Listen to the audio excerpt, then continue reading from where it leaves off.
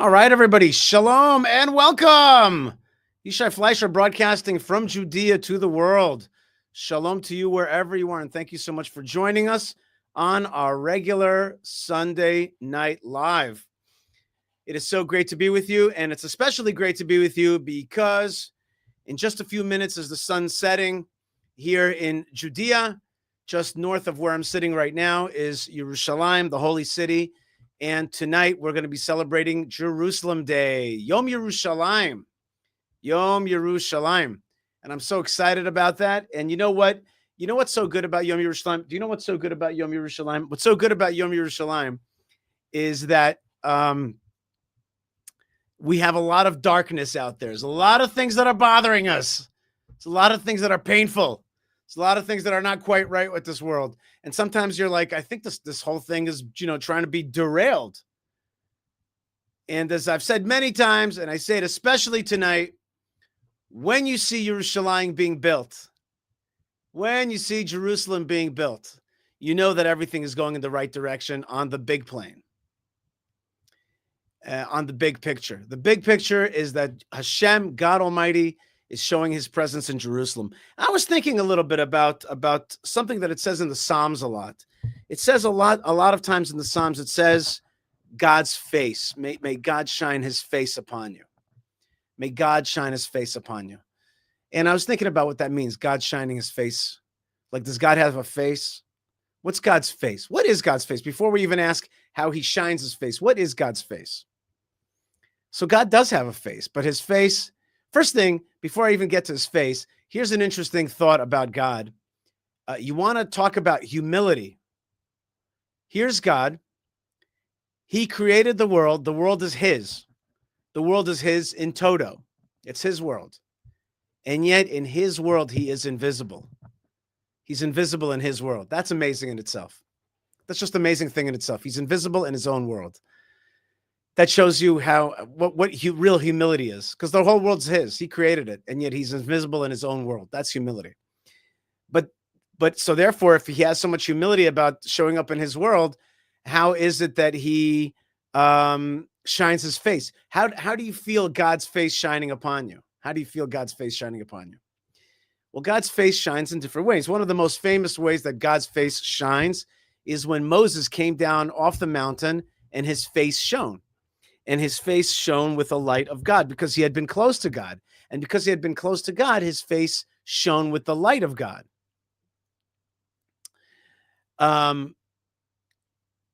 When you saw Moses' face, you saw the physical shine. You're like, he was close to God. And if I could look at Moses' face, then maybe I could get that little light of God. Have you ever thought to yourself what it was like to see Moses' face as he came off the mountain? I think about that a lot. What was it like to see Moses' face as he came off the mountain? It must have been some sight with his face lit up like that. But there's other ways in which you get to see God's face. One of them is the Torah itself. When you see the letters of the Torah, especially when you understand in the original text, when you look at it, I have found that when I open up the scroll of the Torah for non-Jews, I open up for them in Hebron and other places. You know what happens? They just stand back in awe. They just get afraid. They get a kind of beautiful fear, a kind of nervousness, not like scared, but like in awe. Awe is a kind of fear, but it's a fear that is replete with wonderment and respect, and it's an awe. It's not a fear. It's like, whoa. And you realize you have something to be afraid of because this thing is much greater than you, but it's not something that you're actually afraid of. So you're afraid of it, but you honor it. You respect it. It's like sitting with a great person. It's like being in front of a great king. That is what happens to Gentiles when I open up the Torah for them a lot of times. Another way to really see God's face is in Yerushalayim. When you see Jerusalem. You see Jerusalem, you're actually seeing God's face show up in this world. Jerusalem being rebuilt is revelation. Remember what I'm saying, because it's really a very simple and important formula to understand. Jerusalem being rebuilt is revelation. And when there are things that bother us and we are broken by them, just to have that revelation. And what I do is I just drive to Jerusalem, and I drive through Jerusalem and I see it being rebuilt. And I'm like, wow, it's really happening in our time. It's really happening in our time. God is revealing himself in this reborn Jerusalem. And there's just something so awesome about that. And tonight we celebrate, how many years is it? Somebody in the comments section, between today and 1967. I guess it's 23 plus 25. That's 48. Is that right? 23 plus 25, 48. Did I add that right? In any case, let me know how many years it's been. You know, I got to do a live show. You can do the math for me. But the bottom line is that tonight we celebrate the 1967 war and the War of Liberation and the return of the Jewish people to the heartland, and therefore taking another step towards the temple in Jerusalem, Temple 3.0, build back better. Okay, that's the way what I call build back better, is when you want to build a temple in Jerusalem. In fact, it's a little bit warm in here because it's summer in the land of Israel. So let me say L'chaim with you. Let's say L'chaim to Yerushalayim. Everybody, come on. L'chaim to Yerushalayim. Baruch atah Adonai, Eloheinu melech haolam, shakol niyeh b'dvaro. I guess I did the math wrong. 58 years. All right. Thank you very much. Okay, thank you very much. All right, Baruch Hashem. So tonight is Jerusalem Day, and I want everybody out there to say L'chaim to Yerushalayim. Raise up that glass, whatever you're drinking tonight. It's 5 o'clock somewhere. It's basically 7 o'clock here, and I'm drinking some rosemary tea. It's supposed to be good for me, says my healing guy. And we are drinking for Jerusalem. We're drinking for the rebirth of Jerusalem. And you got to celebrate Jerusalem tonight. You got to celebrate Jerusalem tonight. You got to celebrate Jerusalem tonight. You got to do it with all your heart. You got to put. There's all these people already writing comments about dark things, about problem things. Here, for example, Alex writes to me, what do you have to say about self-hating Jews? I'll talk about that later. Right now, I'm talking about Yerushalayim. I'm talking about the rebirth of Jerusalem. I'm not talking about self-hating Jews. I'm not talking about the jihad. I will. Don't worry. We'll get to it. But right now, let's just say L'chaim. Let's just say cheers, slancha, prost, nazdarovia, whatever you want to say. Let's just say L'chaim to Yerushalayim right now. Let's just do it out there. Let's just do it out there and thank Hashem that he is bringing his presence back to Jerusalem in our time, and that we get to be part of it and to witness it. And even more than witness it, we also get we have a part in making it happen. We got to make it happen. See, Kathleen gets it. She writes, I love Jerusalem. There you go. And Benjamin says, L'chaim to Yerushalayim from Kenya. Correct. And Sherry Hudson says, God bless Jerusalem. That's exactly what I'm talking about. We got to celebrate for a second. We got to celebrate for a second and see the greatness of the rebuilding of Jerusalem. All of our little problems and issues and all of our very real pains are real. But right now, tonight, Jerusalem was reunited. The old city came back, the old city came back into control of the Jewish people, and so did the Temple Mount. And even the folks in Fiji are blessing Yerushalayim. God bless Jerusalem from Fiji. I want to go to Fiji. Oh my gosh. But right now, Fiji is sending his blessing to Yerushalayim. Okay. And God bless Jerusalem from Suriname. Okay. That's what I'm talking about. That's what I'm talking about. I'm talking about taking a second and saying, thank you, Lord. Thank you, Hashem. Thank you, Hashem. And Ken says, my son is making Aliyah in July. Amen.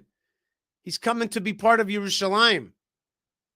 Let's just drop everything for a second and be like, we're living in a time where Jerusalem is being rebuilt. You could live in Yerushalayim. You could visit Yerushalayim. And tomorrow I got to take my car into Yerushalayim because my window fell in. And the guy who's going to fix he's going to fix that, the window and get it to slide up and down again is in Yerushalayim. in Talpiot. Oh my gosh. We got to be so excited. We got to be so much more excited. We got to be so like turned on to this great moment. And we're getting blessings to Jerusalem from the Netherlands. That's right. And Jerusalem is being blessed from Norway. Amen. It's being blessed from all over the world. And some guy's writing, some guy is wasting his time, says free Palestine from the river to the sea. I guess he doesn't know how Palestine is actually spelled. It's called Palestine, Stein, because Palestine is Jewish. And so is Jerusalem. What do you think? Jerusalem is Muslim? Negatory. Wrong info. Didn't get the memo. Jerusalem is back in Jewish hands, as it was in the first temple, in the second temple. It's reborn in our time. I'm getting a God bless Jerusalem from Tennessee, USA. And anybody who is sending blessings right now, like God bless Jerusalem from Scotland, anybody who's sending blessings right now to Jerusalem is getting blessings from God's face right back. That's the way it works. That's the way it works. It's being reborn in our time. And we're heading towards the temple in Jerusalem. And nothing's going to stop it. Nothing is going to stop it. Because Allah wills it.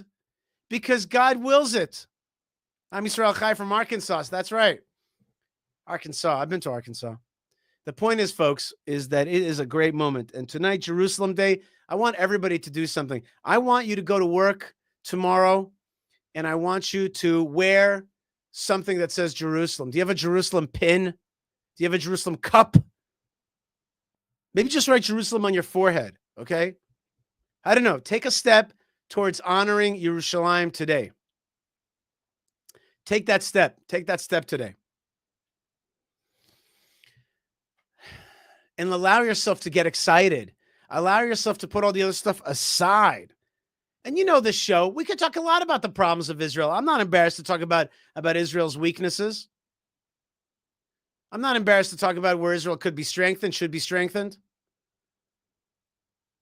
But that has to come with also an ability to just unabashedly, big-timingly, with lots of love, bless the Lord and say, thank you for being part of this great time. I want to be part of your time where you're revealing yourself, God. I want to be part of it. Please let me have a little role. What can I do? Can I drink some wine from Jerusalem, from the mountains of Jerusalem? Can I pray for Jerusalem every day? Can I say the Psalms? Can I send some money? Can I fly over there and help? What can I do to take a step towards you, Yerushalayim? Just say it. Say Yerushalayim. Wherever you are right now, just say Yerushalayim. Say it. Yerushalayim. Jerusalem. Wow. Wow. To live in the era of the third temple, to have the merit, the zechut, the merit to live in this time. See, Daniel right here writes it very simply, Jerusalem, Yerushalayim. Exactly right. Exactly right. I'm so excited about it. I'm just so excited about it. And I'm very excited about this kind of holiday of Jerusalem Day. Yerushalayim shel Zahav, says Steve Eisenberg, Jerusalem of gold. That's right. But my favorite name for Jerusalem, by the way, is not Jerusalem of gold. My favorite name for Jerusalem is Ir HaNetzach, city of eternity. The eternal city. Because it is eternal. You just can't keep it down. It gets reborn. You can't break the walls of Jerusalem. They get rebuilt. You can't keep God down because he's God. And it's his city. And it's King David's city. It's the capital of Israel. And it's capital of the modern state of Israel. And nothing can stop it. And that's why it's the eternal city. And the word eternity also, look at this. We got a blessing from Liechtenstein. You see how that's spelled, Liechtenstein at the end there? Stein. That's how Palestine is spelled in my book. Palestine is Jewish. Here, let me explain to you what I mean. I'll make a banner so you can understand what I mean. Palestine is Jewish. Let me see if you can understand what I'm saying. You see that? Palestine. Stein. It's a little joke of mine. Palestine is Jewish. That's right. Always has been Jewish. Always will be Jewish. Don't believe the hype. Don't believe all the jealous, fake religions that want to take Jerusalem to themselves. Not going to happen. There's going to be a third temple in Jerusalem, and it's going to be a house of prayer for all nations, as the prophets, plural, tell us. A house of prayer for all nations, and all nations will come to honor God, to pay homage to him, and to pray to the God of Israel, and to get blessings in Yerushalayim. And today we lived in a time of great rebirth. Regular Shift says many people support Israel, but they are silent in the streets. So today's a day to not be silent. I want you to go to work today, find one person and just say, L'chaim to Yerushalayim. Cheers to Jerusalem. We have a great show lined up for you today. We have a lot of videos to cover, a lot of things, a lot of awesome guests. And we're going to have a guest coming up soon. Our producer, Yo, is in the house, making sure that we're flowing today. And I am excited for us to book our next guest, to put up our next guest soon. But before we do, if you want to know how to serve Jerusalem, how to serve God in Jerusalem, let's go to the book of Ruth, which we're going to be reading in just a few days. We're going to be reading the book of Ruth on the holiday of weeks, Pentecost, Shavuot. That's all the names. And in this story, we got Naomi. She leaves the land of Israel along with her husband Elimelech and her two sons Machlon and Kilion. And guess what happens? They marry Gentiles, and they end up dying. And her husband ends up dying as well. And then she decides that she can't stay in Moab any longer. Naomi says, I got to go home, back to Bethlehem. Bethlehem is where I'm right here. I'm one click away from Bethlehem. Yeah, the original Bethlehem. And she says, Naomi says, I'm going to go back. And her two daughter-in-laws with the dead husbands follow her. And she says, go back, my daughters. And Orpah follows her a little bit, then turns around. And Naomi, she finally follows. Naomi keeps going home. Orpah leaves, and Ruth cleaves onto Naomi. Ruth cleaves onto Naomi, and Naomi says to her, "Go back, like your counterpart, Orpah. Why don't you just leave and go like she did?" And then Ruth says the following, chapter 1 of the book of Ruth, verse 16. V'tomer Ruth. She says to Naomi, Ruth says to Naomi, Al tifgi bi le'azvech. Do not bother me to leave you. Lashuv me'achorayich, to turn my back on you. Ki el asher telchi elech. Where you go, I shall go. U'be'asher talini alin. Where you sleep, I shall sleep. Amech ami. Your nation is my nation. Ve'elohayich Elohai. Your God is my God. First, I'm going to stick onto the Jewish nation, and then I'm going to cleave onto your God. She understood the depth of that first you got to stick to the Jewish people, and then you stick to the God of the Jewish people.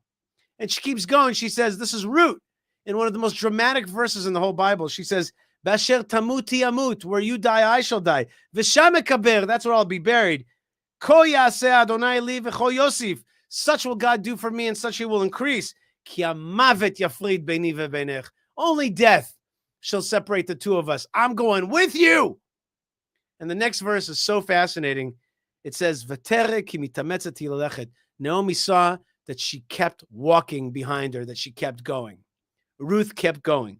And I submit to you today that I believe that it could very well be that Ruth did not actually say that beautiful speech that I'm going to stick onto you and walk with you, and wherever you sleep, I shall sleep, and your nation's my nation, your God is my God. Maybe she didn't even say it out loud. She just kept that speech to herself. That's what she said in her heart. And Naomi sees her feet walking, because that's what counts. That's what counts in this world, where you're walking. Are you walking?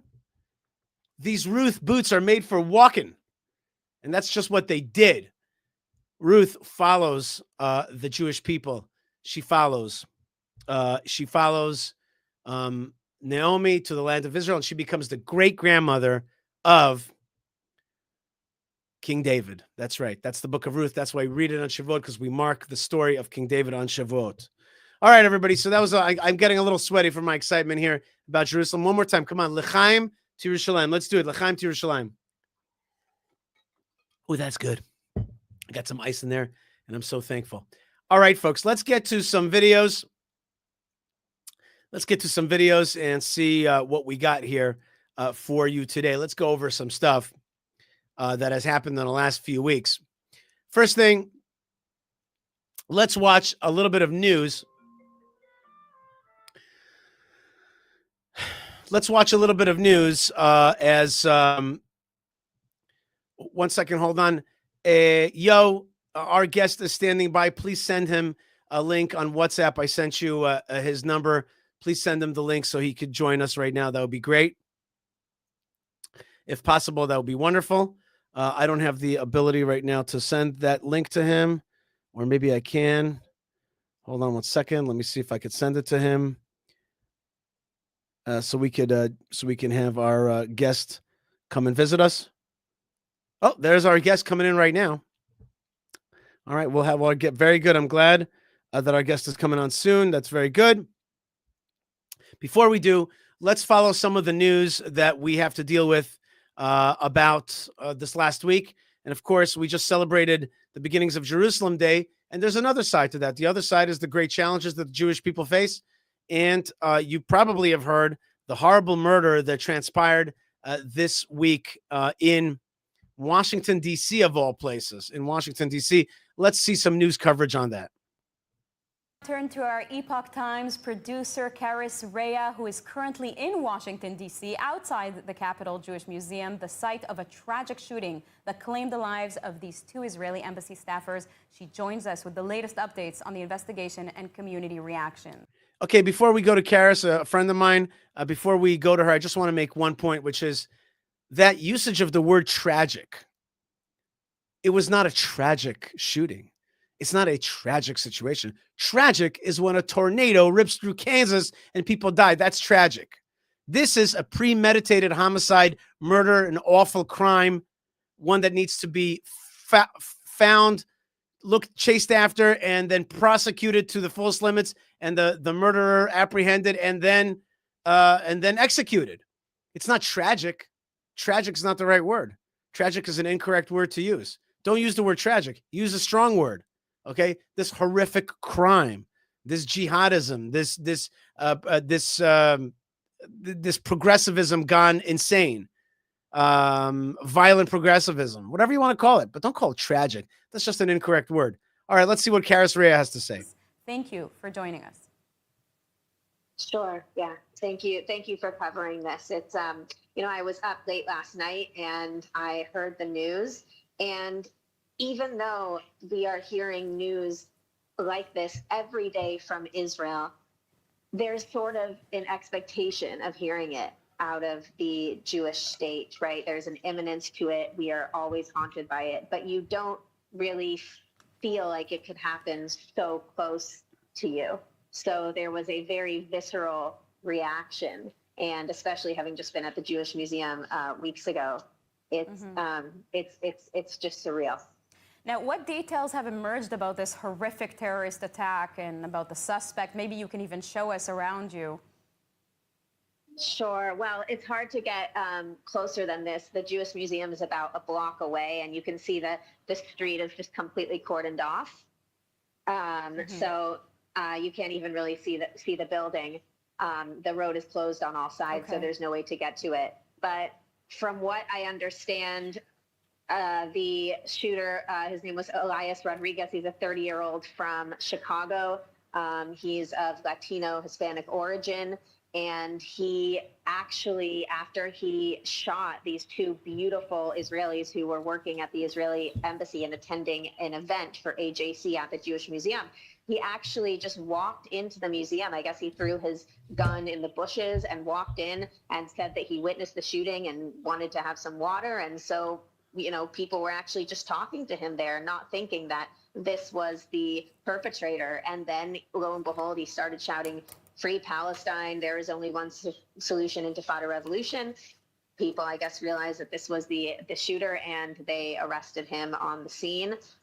We know that he has also been part of some sort of, you know, communist liberation, neo-Marxist group, and that he held fringe radical left-wing views. You know, this is the perfect person that if he was in Judea and Samaria or Gaza, he would have been recruited by Fatah or Hamas to blow himself up. And yet we're seeing this radicalization here in DC in America, right next to the 5 minutes from the White House. It shouldn't be happening here. Karis, thank you very much for this input, and keep safe. All right, so that's my friend Karis Rea, who was actually on our show about a month ago. And she's also researching woke rightness. Why is some American conservative commentators, why are they turning anti-Israel? And she was out there obviously shaken. If you know DC, it's not a place. I was just in DC not so long ago, and I could just say security's kind of lax everywhere. And now this murder that came from a kind of unexpected place. This guy was not an Allah Akbar dude. He was on the progressive left. And he ended up going to an AJC event, which is also kind of left-leaning event as well. These guys are in many ways, you know, so-called pro-Palestine and all that. And why did this guy go to kill these Israelis?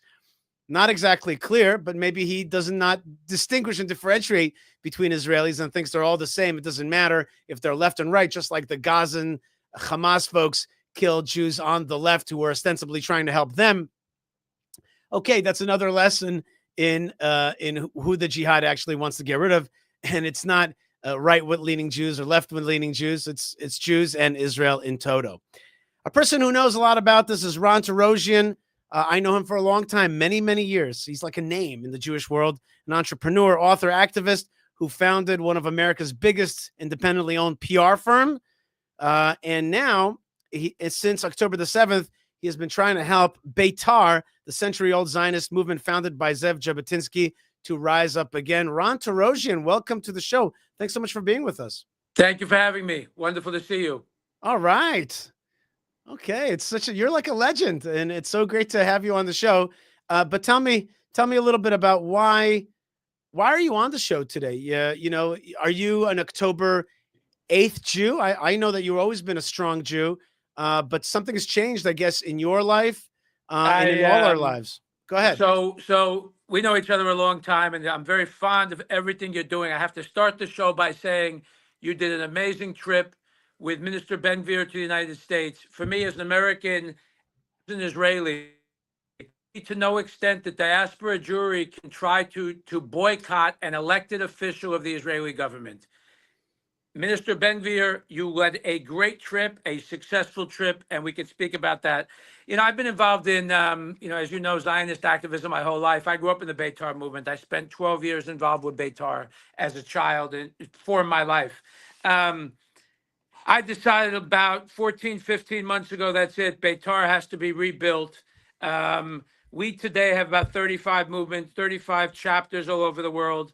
And Betar is truly and really the only group that's in the streets worldwide, coming out again and again and again. I didn't have a burning desire while I'm running businesses and living in Israel and doing different things, involved in many charities, to restart Betar and to do the kinds of things we're doing. I got called to it. It was and is something very necessary for the Jewish world, inside and outside of Israel, to have. Okay, so what does Betar stand for? There's a soccer team named Betar. What else? Why is Betar an important movement for you? Betar today, I believe, is the foremost movement that the Jewish community worldwide needs, because we have two very simple philosophies based on the very, historic concepts of Jeb Jabotinsky. Two very simple things. Number one, make Aliyah. We believe and we say clearly the future for Am Israel, the future for the Jewish people, for many reasons, is in the Jewish state. That's number one. And number two, of course, the concept of fighting back, the concept of organizing, the concept of encountering and fighting back, and the concept of not being pushovers. You speak about groups like AJC or the ADL or Hillel or the Federation or many others. There are many people to blame for October 7th, okay? There is no question that many things failed in the state of Israel on October the 7th, okay? We can all accept that regardless of where we are on the political map. What I'll say to you is October 8th, all of these Jewish community organizations who spoke about interfaith dialogue, who spoke about the need for a two-state solution, who spoke about all of them are to blame today, and none of them are taking responsibility. That's right. That's right. Has stood up, has disrupted meetings. We from New York to DC to London to Paris, so at DC, there was no group more active than Betar on the streets of DC. We have more than once a week an event in Washington DC with strong, proud Zionists who stand up, who support the state of Israel, who support our democratically elected government in Israel. I think besides the ZOA, we're probably the only Jewish group in the world that supports the democratically elected government of Israel and the democratically elected government of the United States. There's a lot of talk today about radical extremists and right-wing extremists and all these sorts of things. We believe that groups like the ADL that advocate for open borders, that advocate for Jews not having guns, that still advocate for a two-state solution, I think within the prism of the Zionist public, I won't say the Jewish public, but I'll say the Zionist public, what we believe is very mainstream. Somebody like Jabotinsky, as you know, more streets named after him than anybody else in Israel. How can this be a radical thought process? This is very mainstream thought process. And I'll just say the same thing about the current Israeli government. We find it shameful that Jewish organizations throughout the world can basically say to the Israeli government, well, we don't care who you elect. We don't care who you choose. Our belief system, our failed belief system in a diaspora which is in deep trouble is going to guide the light. Not what we believe, not what we do. And thank God Betar is standing up and we think doing amazing work. Ron, you've made a successful life in the United States. Do you feel that the golden age of America golden age of Jews in America, of Judaism in America, do you think that's past us? Do you feel a change in the streets? Not just in the newspapers. When I travel in the United States, I still see thousands of excellent people, pro-Israel people. But in some important places like campus and in Washington, in some ways in Washington, in some ways not. But you can feel the long arm of Qatar. You could feel the long arm of Hamas, of Palestinianism. And also in your profession, in PR, a lot of firms have been hired by Qatar. I spoke to a mutual friend of ours who told me that Israel has barely hired any PR firms. And we all know that Israel is just not the most popular around the world right now. Not to mention, I'm going to show some stuff about what's happening in England and the UK. But do you feel it on the street? Do you feel that the golden age of American Jewry is over? I feel very much that the golden age of American Jewry is over.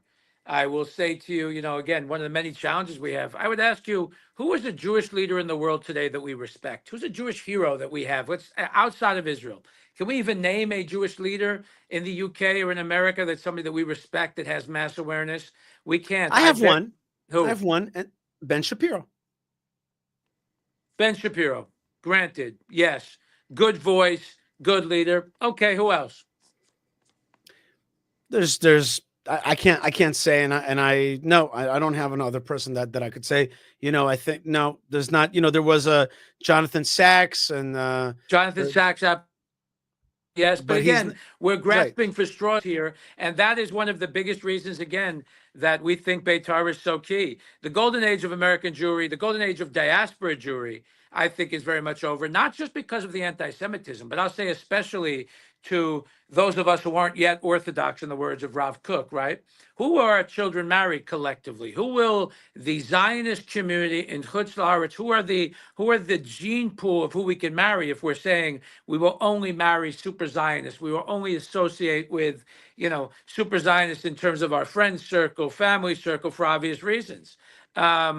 I think that the golden age of, again, you look at history, we've Uh, had a well, great run in the American I just States. want I to don't know if say it's over that yet. there's one more. People in the chats are saying Gal Gadot. Okay, Gal Gadot is another person that they feel is out there. Okay, but they're not talking about a leader here. You're talking about Gal Gadot as a proud Jew. Good. Okay, but you're not talking about somebody who leads. And you know how I measure uh, anti-Semitism and Aliyah and all that? I have actually a little metric that I use. You know what my metric is? My metric is, if you're a French mom and dad and your son says, I want to go to the IDF, I want to leave France and go to Israel, how do you react? If you react by saying, go, son, like, we'll be behind you, please go make a life for yourself there, that's a metric to me that the future of French Jewry, and that's what's going on. I had a soldier friend, a lone soldier over at my house in Shabbat. He told me that all the French are like, we're not going back to France. It's over. Our parents want us to succeed here. In American Jews, forever, it's been like, where are you going? You can go for a year, but you're coming right back, boy, to college, and you're making your career here. We're here.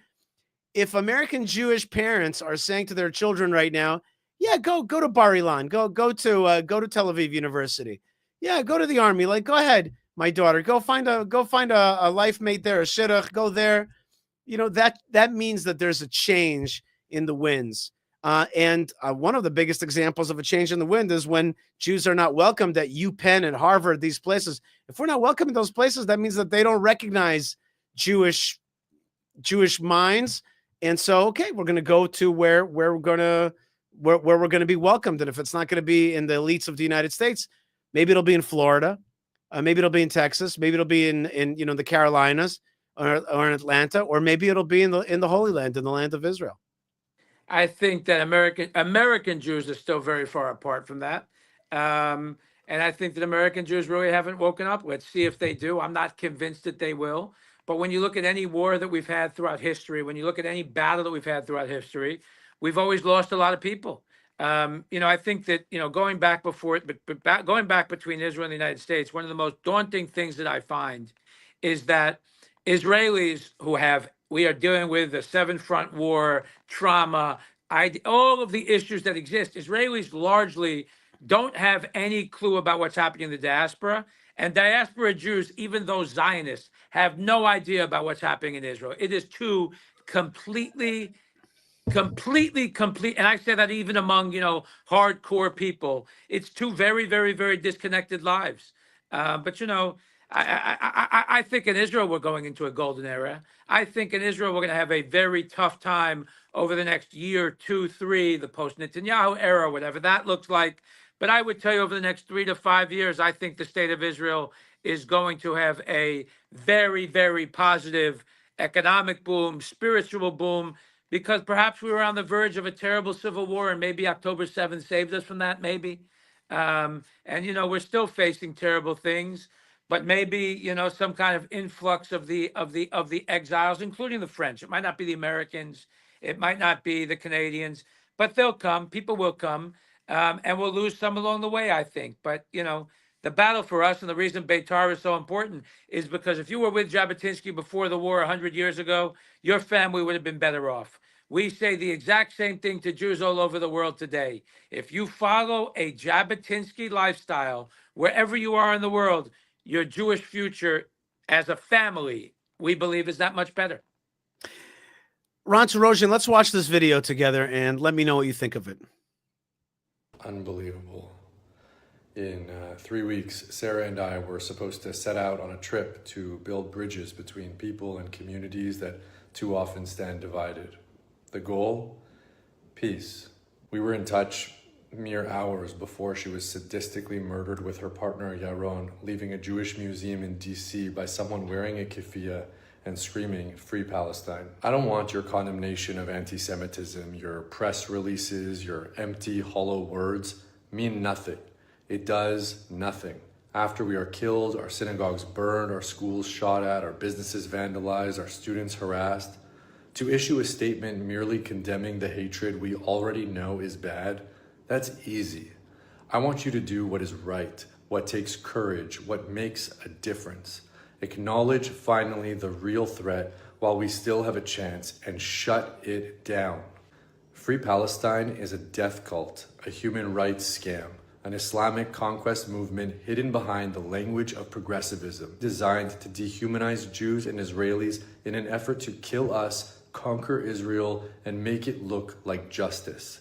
And it has gone mainstream largely because you have not been brave enough to name it as such. This is the formula of anti-Semitism, how it has always worked. You think you're simply standing for human rights. You're not. In medieval Europe, we were accused of poisoning wells. Hundreds of Jewish communities destroyed, thousands burned alive in the name of justice. In Nazi Germany, Jews were portrayed as a racial disease. That rhetoric became gas chambers. 6 million killed in the name of justice. In the Soviet Union, Jews were branded as capitalist infiltrators, hundreds of thousands forced into silence, exile, or worse, in the name of justice. The murder of Jews has always been preceded by a vicious propaganda campaign centered around a lie. And now in your feeds, on your campuses, in your workplaces, uttered by celebrities and politicians and journalists, we're called colonizers, white supremacists, baby killers, genocidal. Each era crafts a new lie, but the purpose is always the same. Make the Jewish collective an enemy of the thing you consider most sacred: religion, science, human rights. Then call it justice or resistance when we're attacked. The time to speak up was years ago. This is your last chance. They have been laying the ideological groundwork for our execution for decades, and this is the inevitable outcome when you do nothing. And it can very easily become the norm. The norm that our grandparents and great-grandparents fled from. The terrorists live among us now. It could have been me. It could have been you. We are all Sarah and Yaron. May their memories be a blessing, a revolution, and spark a great awakening that we so desperately need. Okay, Ronn Torrossian, what are your thoughts about that video? I see a lot of people talking online about speaking up. I'm not clear. Like, again, I can tell you from Betar's standpoint, speaking up means going to the streets. Speaking up means we are actively involved in the United States and other places in working to have jihadis deported. I don't understand, for me, frankly, it's a disturbing, all of these influencers, all these voices who speak, because it has to be said. It's not enough to say, well, they were killed. What do you, again, speak up. All of these people, I see them, speak up. What is it you want? You have to have action. And half of these Jews who want you to speak up, well, let's protect the human rights of Muhammad Khalil. Let's promote Mahmoud Khalil. Well, let's march for the human rights of Palestinians again, free Palestine. So does the Jewish community believe that this is hate speech and it should be outlawed? Because the New York City mayor, Eric Adams, who all these Jews seem to love, he recently said the other day that free Palestine is not anti-Semitic. So what is it that you want free Palestine to be? Even that event which was shot up, one of the sickening things to me, and I should say it on Yishai Fleischer's show, A Fighter in Hebron, one of the most sickening things from that video was, if you watch it, one of the Jewish kids handed the terrorist back a keffiyeh. Did you see that? He handed him back a keffiyeh. The Anti-Defamation League and Stand With Us and many others call Betar a radical extremist group because we tell people to go to the streets and we don't offer them the right to protest at synagogues. We're not going to be quiet and nice Jews if you come to synagogues, if you come to our areas. So it's great and wonderful that Jews are saying, speak out, speak out. But speak out means to be clearly saying, Israel's our home, Judea and Samaria is ours. They must go in the United States and around the world if they stand for Hamas. But, sadly, I think that so many influencers or so many of these Jewish groups just are so lost and don't know what to say and don't know what to believe. And I think that, that is one of the biggest challenges, is that there's just not Jewish groups that are leading. I asked you about, as you said, great, we have Ben Shapiro who's a leader, maybe some others. Who's the Jewish organization anywhere in the world that is not just hosting galas? Because one of the purposes I think that diaspora Jews have to understand is that it's wonderful they send money to Israel, but these days in Israel we have money. I think that, it's not that Israel needs American or diaspora Jews. Diaspora Jews need America. Diaspora Jews need Israel these days. Diaspora Jews need the Israelis. So I think that, among the many challenges that we face is, where are the Jewish groups that are taking action? I see all of these influencers. Well, we got to do something. Well, we got to do something. And it's, again, I'll come back to, Yishai, it's why I think you guys did a phenomenal job on your trip to the United States with Minister Ben-Gvir, is you went and you extreme Jewish leaders to see him speak at 770, which is the headquarters of the largest Jewish organization in the world. Well, you just went around the Conference of Presidents. You just went around the AJCs, and I've hosted multiple ministers in the United States. Those people won't see them, okay? Stand With Us and ADL and AJC, they're not hosting My Golan. They're not hosting Minister Smotrich. They're not hosting Eliyahu from many of the other ministers, right? Because they're right-wing extremists. Well, when you go to Chabad, the largest Jewish organization in the world, and many other Jewish groups, you have an end around.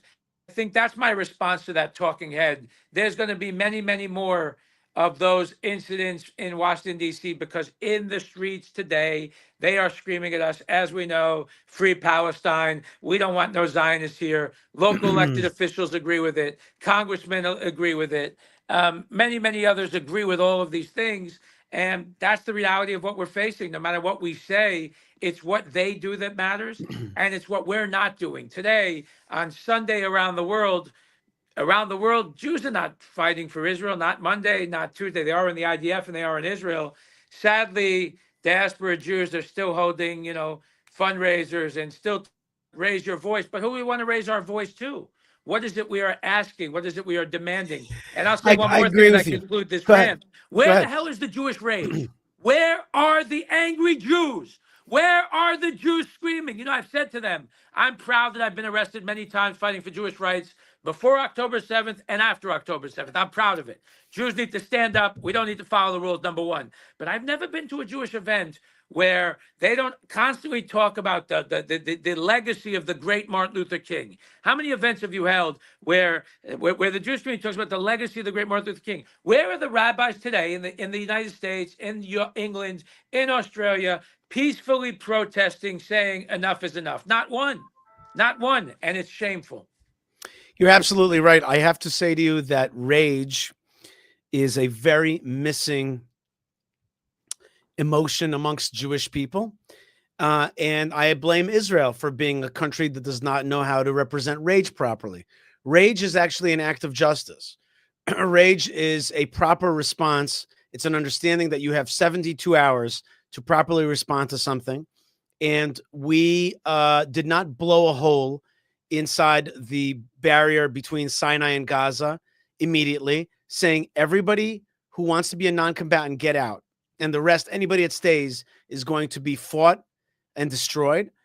We did not blow up the Four Seasons Hotel, or at least the floor where the Hamas leadership is staying. And when a Jewish woman on the way to giving birth is murdered, we don't flip out. We don't do crazy Eddie. In Hebrew, we call it balabayti shtageh. We don't do like flipping out. And that's a big mistake, because you have a moment of time where you can express rage properly. And same thing when I see Jews on campus being like sequestered in the library because they're afraid of the anti-Semites outside.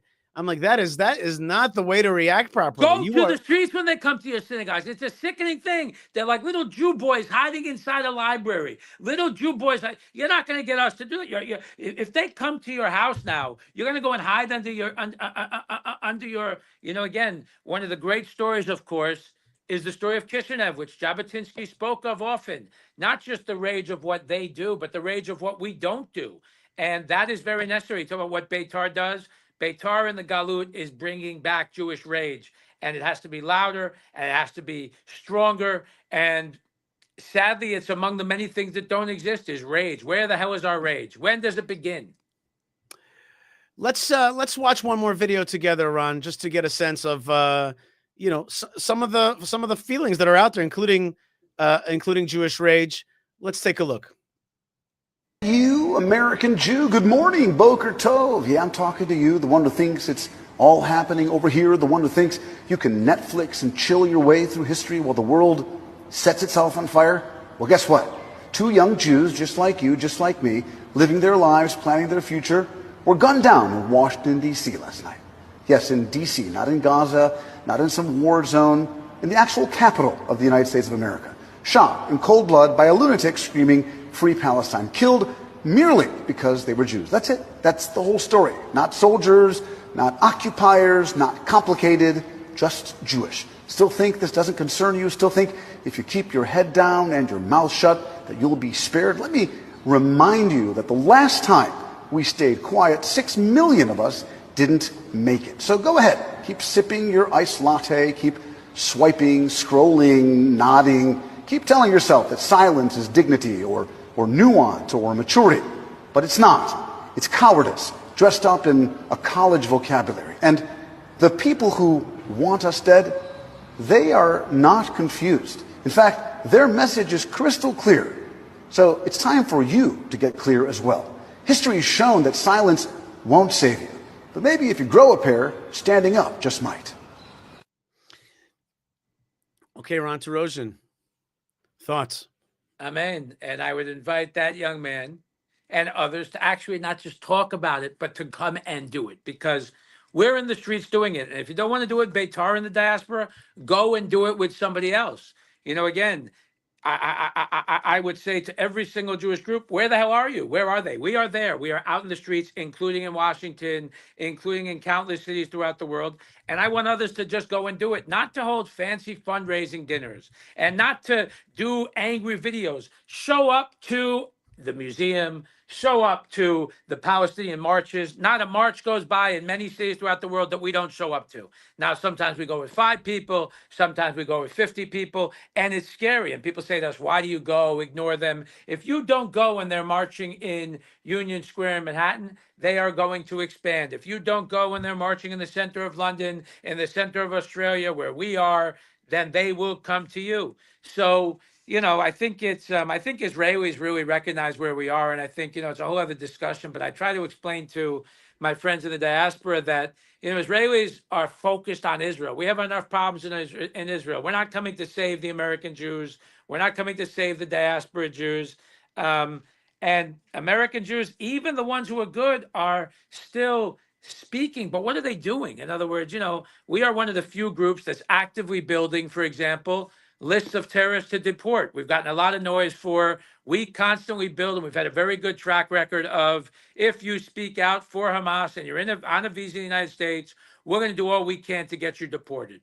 I hope that we continue to expand that effort to other countries. I think many countries throughout the world have a choice: Canada, Australia, the UK, America. Or you're going to deport these people, or you're going to see Sharia law and terrible things happening in your nation. I'm not sure it's going to happen anyway. But you have to really do something, not just talk about it. And I think, Yishai, is one of the biggest challenges in diaspora in the Galut is we don't have organizations doing it as well. I think, October 7th caught Israel very flat-footed, okay? Everything from, as we know, equipment shortages to PR failures to many other different things. But I think now, and I think you'll agree, May 2025 in Israel, we're going for it. Things are happening. It's disrupted, but we're going. I'm not sure that's the case in the United States. I'm not sure that's the case in England. I don't think much has changed for many of these people. And it's campuses are dangerous. And the other thing is, President Trump is not Moshiach. President Trump is not going to come here and save the day for the Jews. Nobody's coming to save the Jews except ourselves. We're the only ones who can make it happen. Ronn Torrossian, how do people get in touch with Betar if they want to start a chapter or connect to one? Betar is your group. Betar is their group. We're on Twitter. We're on Instagram, and BetarUS.org is Betar Worldwide, 35 chapters all over the world. And yes, you said it right. If we don't have a chapter, we need you to start one. If you are in your local town, in your local city, and going out 10 people, 20 people, 30 people, 50 people, it's more than anybody else is doing. And you got to stand up and move quick. And we hope it makes a difference. Ronn Torrossian, thanks so much for joining us. And let's keep on praying that God gives us strength to be strong Jews, push back on the bad guys, and get together, help build this great country, Israel, its great rebirth, the third Commonwealth in Jerusalem. And I want to wish you tonight here, as the sun is setting, a happy Yom Yerushalayim, celebrating the rebirth of Jerusalem together. God bless you. God bless you. Thank you for all you do. Toda rabba. See you soon. I'll be in New York, Ron, and I hope to see you there. And that was great to have Ronn Torrossian on. And Ron also mentioned the UK as one of the countries. And the UK is in a lot of trouble. It's in a lot of trouble. And I've got a slew of videos that I want to cover, but I don't want to do it myself. I want to do it with somebody who really understands what jihadism is doing. And he himself is fighting jihadism by exposing it in an amazing way, an amazing new technique. And that man's name is Joseph from the Israel Advocacy Movement. You know him on his fabulous social media and YouTube page. He happens to be a friend and a colleague who I tremendously respect, and I love his work personally. And he joins us today. Shalom. Shalom, Yosef. How you doing? Shalom. It's a great honor to be here, Yishai. Thank you so much for having me. Awesome. Just awesome. A pleasure to be with you. And I don't know if you saw Ronn Torrossian beforehand. He's speaking about what's going on in the diaspora. And I want to cover what you're doing at Israel Advocacy Movement. But before that, can we watch a few videos about what's happening in the UK, the country that you're from? Is it fair to say that you're from the UK? Is that fair? I was born and bred there, and no longer am I residing in Britain. But yes, it's fair to say it was my country. Okay, it's really there's stuff that's going on there that's really out of control, and I want to play a few clips for you. Hold on just 1 second. Where are those clips? Here we go. Here we go. Okay. This video is actually an Arab in Gaza, and here's what he has to say about the future. You've heard about some of the protests that folks are making against Hamas, but here's an Arab who is not against exactly protesting Hamas. Let's see what he says. والله ولن نندم على 7 أكتوبر لو قتلنا جميعا والله لو قتلنا جميعا لن نندم على 7 أكتوبر اقتلني يا أبو يائير. Okay, so what is he saying there? He's saying that he's totally ready to continue fighting totally. He's not regretting October 7th. He's standing with Hamas. What do you think about that? It's not at all surprising. And I think one thing to bear in mind is most of the videos that we see where they do regret October the 7th, it's not necessarily the event they regret, it's what then happened to them. There was mass celebrations on the day, mass celebrations across all of Gaza, and that sentiment doesn't die overnight. It's still there. Even though Hamas's opinion has fallen dramatically, only 6% of Gazans now support Hamas. Don't mistake that for support of Israel, and don't support. What is your percentage that you think support Hamas? It dropped down to 6%. 6, yeah, just 6%. But in the West Bank, it's soaring. In Judea and Samaria, it's soaring, and so don't mistake those numbers for a love of Israel. It's a hatred of Hamas because of what's happened to them, and a regret of what's happened to Gaza. All right, here's that UK video I wanted to show you. People, if you are white and you're listening to this, listen very closely. Lately, I've been seeing many of you complaining about Islam and the immigration and stuff like that. And I'm going to separate the white people in 2 categories. The Americans, Canadians, and Australians do not count because they are white people that live in a country that's not theirs. You guys have invaded those lands from the rightful owners. So when you guys get back to Europe, then we can talk. But for the European white people complaining about immigration and Islam, first of all, I want to tell you that Islam is going to take over every single square inch of the globe. And you guys might think that it's going to be us, dark-skinned people, that are going to take over. No, it's going to be your own people. As you can see how fast Islam is growing, in the next 10 to 15 years, every white person is going to have a Muslim member in his family. Nowadays, you see white Europeans with blue eyes and blonde hair reverting back to the truth because they have finally seen the truth.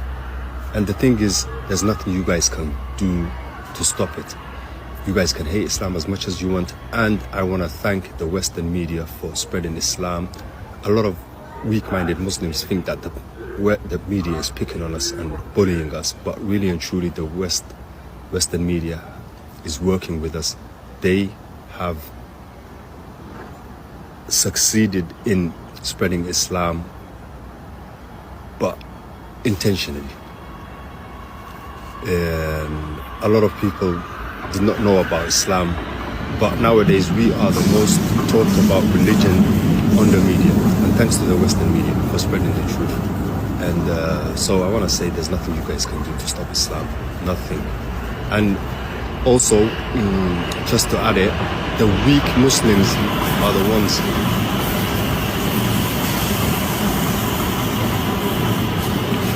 just to add it, sorry about the noise, just to add, it's the weak Muslims that always talk about Islam being a religion of peace. Islam is not, it's not a religion of peace. It does not mean peace. It means to submit to Allah, and it is a religion of justice.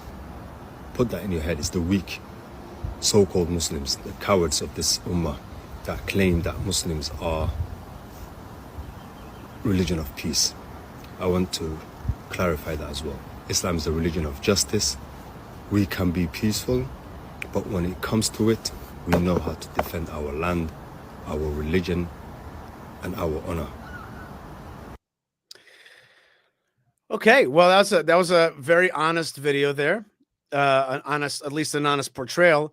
I would say that that the kind of radical jihadism that he's talking about is a religion of conquest and a religion not of justice, but of cultural appropriation with no end, stealing other people's lands, stealing other people's identities, claiming that stuff that was never theirs is theirs, and really a religion of conquest and a religion of enslavement and a religion of causing other people to submit and taking away people's freedoms.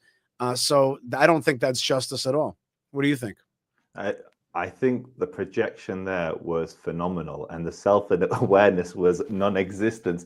So he starts the video by saying that you have these white people in other people's countries, and they don't belong there, without realizing that Islam conquered most of the known world when it was at its peak, and colonized the world and replaced the indigenous religions and the indigenous cultures with their own. But he then goes on to say how Islam's going to take over your country, but he gets everything wrong. You see, the only place where Islam is growing from conversion in the West is prison.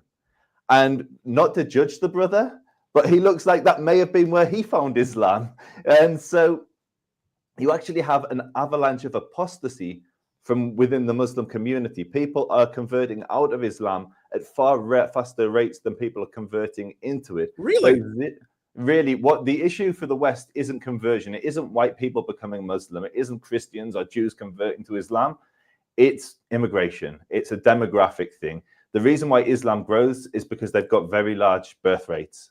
Like Birth rates and immigration, you're saying. And by the way, it's important. I just want to make sure that you point out that we point out that immigration is actually a jihadist fundamental principle called hijrah. It's very important.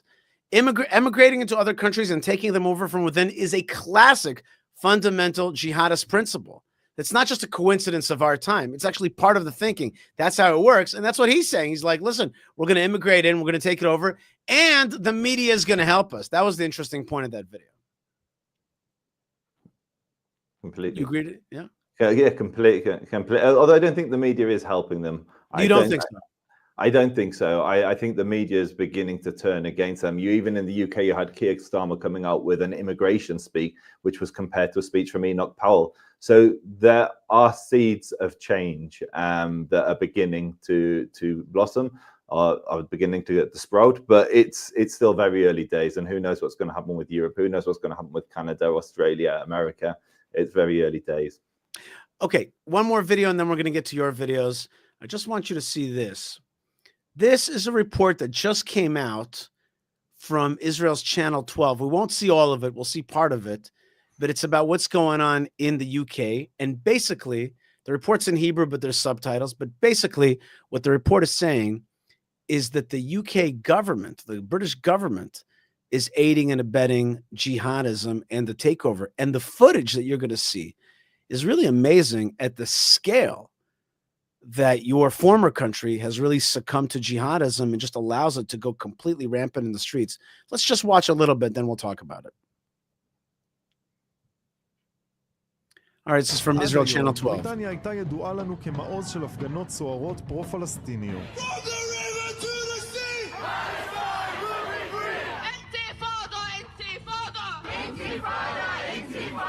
בוודאי לאחר הטבח של חמאס והתגובה הישראלית. מאז רחובות לונדון מלאים במחאה. אבל כפי שתראו מיד, זה לא מסתיים בנאומים וצעידות. באי הבריטי יש אחיזה של ממש לחמאס. ארגון הטרור פועל כאן בחופשיות כמעט מוחלטת.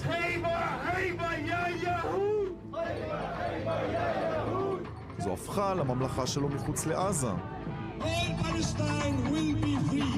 בכירי הארגון עם אזרחות בכיס מנהלים קרנות ענק, מגייסים סכומי עתק, בעיקר מהציבור אבל גם מהממשלה. כסף שזורם וזרם לזרוע הצבאית. כסף שמימן את 7 באוקטובר. חמאס חזקים בבריטניה כי לאורך השנים הם התרגלו שבבריטניה הם יכולים לעשות כמעט כל מה שהם רוצים. בטח ביחס למדינות אחרות באירופה. בריטניה הופכת להיות המדינה המרכזית שמעבירה כספים לחמאס, כולל אחרי ה-7 באוקטובר. All right, it goes on, this report goes on to show that they have proof that the UK government is transferring funds to Hamas, a lot of it after October the 7th, and those images of what's happening in the streets there. So tell me, Yosef, Israel Advocacy Movement, like, did you experience that? Did you see that? Is that the footage that I just showed? Is that kind of an extreme and maybe curated footage, or is that really the feelings in the streets of the UK? No, the footage is mild. I Wow. was at the coalface, the front line for many years, for over a decade. I've been to almost every anti-Israel protest in London, and what you're seeing there is mild in comparison to what actually goes on at the protests. Death threats are common. Extreme is that the only thing you won't see are flags. We campaigned for many years to get Hezbollah and Hamas flags banned from those protests, but with the exception of actual flags, what you're seeing is mild. Wow. I've had knives pulled on me. I've had all manner of things. So is the UK done? Is it over? Well, I've moved to Israel. I see no future for Jews there unless there is major change, which may happen, but I'm not sticking around to see, to wait and see. I believe Jews belong in Israel. So if you're living in the UK... Wait, there's two different things. Belong in Israel is one thing. That's an ideological position.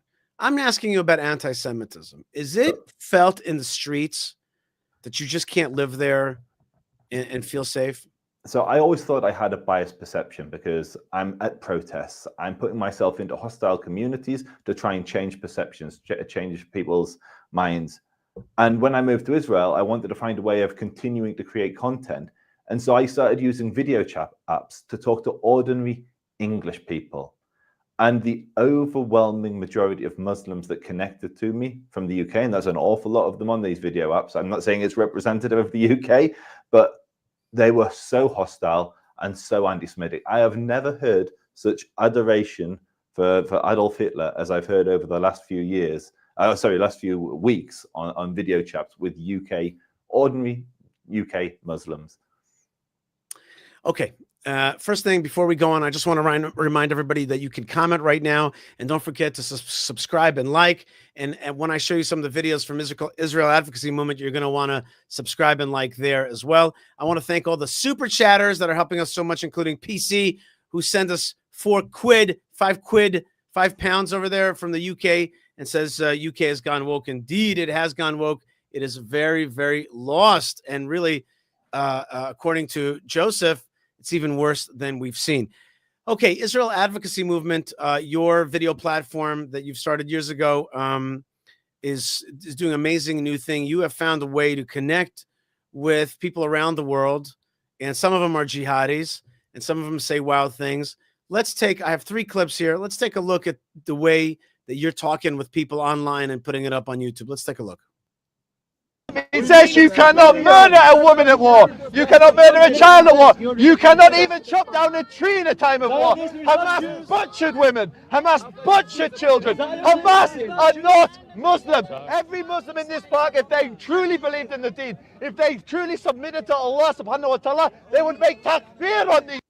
Instead, they cheerlead for them. They simp for them. It's disgusting. Okay, tell me about that video. What happened there? What was that about? So it's a place in London called Speaker's Corner, which attracts anyone with strong political or religious convictions. And it's basically a battleground now between Christians and Muslims. And when I'm saying Muslims, I'm talking those of the jihadi persuasion often. And in that instance, they surrounded me. Whenever they see a Jew, you get encircled by dozens of very, very angry Muslims. Usually there have been terror attacks there. There have been people who've, in the UK you can't purchase guns, it's impossible to get a gun, but there have been terrorists who've purchased guns to turn up there and shoot Christian and Jewish preachers and speakers. And it is exactly as you see it. And I believe that Jews... Wait, so you were in that park. Go ahead, keep telling me the story. So I was in that park as I was every single week to create and to capture the level of extremism and anti-Semitism in the UK. It's a very easy place to record it. And I was instantly surrounded by a mob who were screaming for my head. They wanted my head. And I think as a Jew, as a Christian, as somebody concerned with the future, or as a Muslim, concerned with the rise of extremism in the West, you have to stand tall. The technique I use is I lean on their scripture, because I believe going to war with 2 billion people is stupid. There's a lot of Muslims, and there's a lot of good Muslims. And if you were to talk to my ancestors, your ancestors, Yishai, say 500 years ago, and tell them today some of the closest friends of the Jewish people are going to be Christian, they would look at you like you were deranged, because back then Christians were slaughtering us. And today we count them amongst our closest friends. And I want to try and create the same, or amplify those voices within the Ummah, within the Muslim community, that can rise up and create the kinds of friendships that we now have with the Christian community. Have you become a kind of Muslim scholar of sorts? I wouldn't say Muslim scholar. You seem to be delving into their language and into their pidgamim. How do you say that in English? Their sayings, whatever it's called, their common kind of language sayings, and you seem to be kind of talking to them from within. Does that really work? It works, and not only it works when you point out how so much of Islam is based on Judaism. The Quran quotes the Bavli, quotes the Babylonian Talmud. The Quran quotes the Torah. The Quran quotes all of these texts, and most Muslims are oblivious. And so when they encounter a Jew who's well-versed, or not well-versed, but versed enough in their tradition to have a serious conversation, it commands respect in most instances. The interactions on the street tend to get a little more violent, but certainly one-on-one, it tends to be far more fruitful. And my videos reach millions of people, and only 17% of them are Jewish, and a huge percentage of them are Muslims. And we use AI to analyze the sentiment, and we're changing minds with this content. Amazing. There is a video that we're not going to show, but basically what happened was there was one Muslim who said a kind of dirty thing that he's going to come to Israel and he's going to mess with Jewish girls. And then you challenged him on that. And he said, that he was going to, touch Jewish girls. And you said to him, what did you say to him? So the guy looked, it's called Sunnah. He looked on the tradition. He had a religious beard. He was speaking the language of Islam. I asked him if he's Muslim. Alhamdulillah, I'm Muslim. And then he told me, I'm coming to Israel. And then he tried to cause offense, anger me, and tell me how he's going to take Jewish women. And instead of just rising to it, I used his religion to show. I gave him what's called nasiha. I rebuked him, but using Islamic sources. And you could see literally in his face. Give me an example. What did you say to him? So I would say, how can you speak? How can you say Alhamdulillah that I'm a Muslim? How can you say La ilaha illallah? There's no God but God, and then speak like a kafir, like an infidel, and speak with such disgusting language? Yet you're supposed to be representing Islam. You're supposed to be representing the Ummah, and on and on, borrowing from his language, showing that I was aware of his sources and how he's in violation of so many Islamic principles. And you could see literally, it's almost like his soul departed. His face just turned white. He went silent, started stuttering and stammering. And at the end of it, he said, "I'm sorry, thank you." And then I left the video and it was going wild. It was on track easily for 1 million views. And he started messaging me, and he was a broken man. And he was pleading me to take the video down. And I realized there's an opportunity here for everybody to benefit, because here's a man who is, I suspect, sincerely sorry. He's learned his lesson, but also it's an opportunity for we as Jews to forgive when someone has sincerely made a mistake. But there has to be some sort of amend. He needs to make amends with the Jewish community. You can't speak to Jews like that. You can't speak to anybody like that. And so I said, I will take the video down on the condition you give to a charity which is actually close to my heart, the Malki Foundation, which helps children with disabilities in Israel. And he gave to the charity. Actually told me he was so moved by what he read about the charity, he's going to give again. And then my inbox started going crazy as Muslims started sending me screenshots of them giving to this charity as well, because they were so touched. They'd seen the video, the interaction. They thought I handled it perfectly. And so then we had British Muslims and Muslims from around the world and Jews from around the world giving to this Israeli charity that helps children that desperately need help during these dark days. And so we managed to turn a horrible, anti-Semitic, disgusting situation into a positive situation for most of those involved. That's a great story. That's a great story. It's an amazing story. All right, let's see Israel Advocacy Movement clip number 2. Israel. Alhamdulillah. Alhamdulillah. Oh, are you Muslim? Are you Muslim, bro?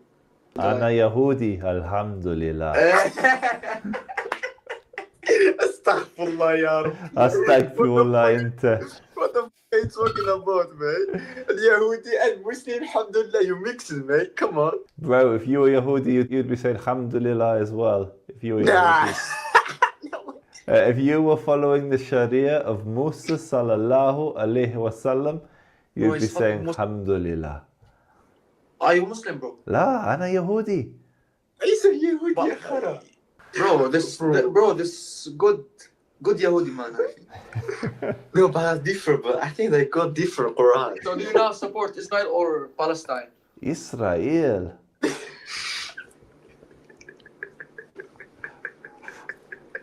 Do you support the war now? I want the war to end, but I support Israel in the war. And I'm against Hamas. Hamas disgraced Islam. In Islam, you can't kill women and children. You can't chop down trees in a war. And Hamas did all of those things. They're munafiqun. Bro, he's a good guy. How you gonna understand so much this shit? Bro, I don't know, like, he's a good guy. All right, that's a great story, a great video. Tell me about that. Yeah, so this is the app I've started using to connect with random Muslims. And the reaction is the exact same every time. It says I'm from Israel. There's a guy here with a Zionist hoodie. I've got a little flag which I wave at them if they get really angry. And it throws them because suddenly I'm speaking to them from their books. I'm speaking to them in their language. There's a famous, like, to become a Muslim, you have to take what's called the Shahada, which is La ilaha illallah, there's no God but God. And then they'll say that Muhammad is the messenger, but I'll flip it and I'll say, Musa Rasulullah, Moses is the messenger of God. And it messes with them, but it throws them off guard enough to have a very real conversation. And there's so many, particularly young kids, who are either from other places like Syria, Iraq, etc., or the children of those from there. And it connects with them because their vision of a Jew is not reality. All they've seen is Al Jazeera propaganda. Right. And when they come face to face with a Jew who's respectful, who knows their religion, but also isn't weak.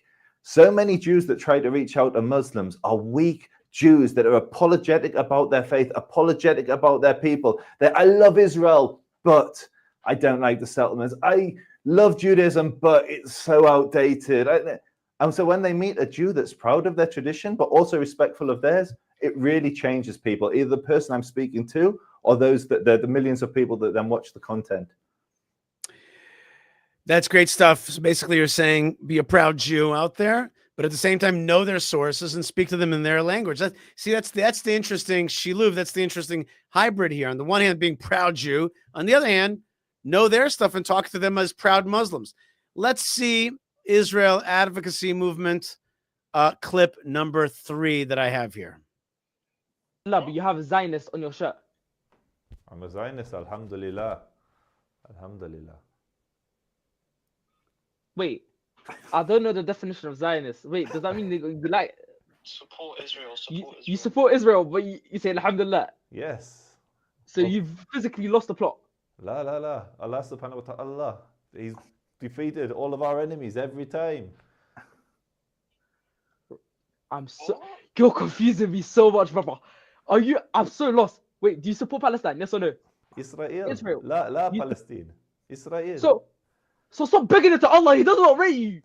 Explain this, Habibi. Explain this. If Allah subhanahu wa ta'ala is not with Yahud, how come we've won every war? In 1948, we had 1 rifle for every 3 soldiers, and we beat the 5 strongest Arab armies in the world.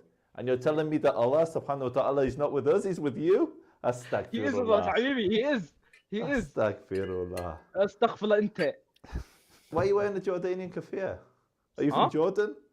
I'm not from Jordan, Habibi. I'm from Morocco. Morocco, the Maghreb. You're Maghrebi. Yeah. You know one of the most common Palestinian surnames is Al-Maghrebi. Yeah, man. Because they're not from Palestine.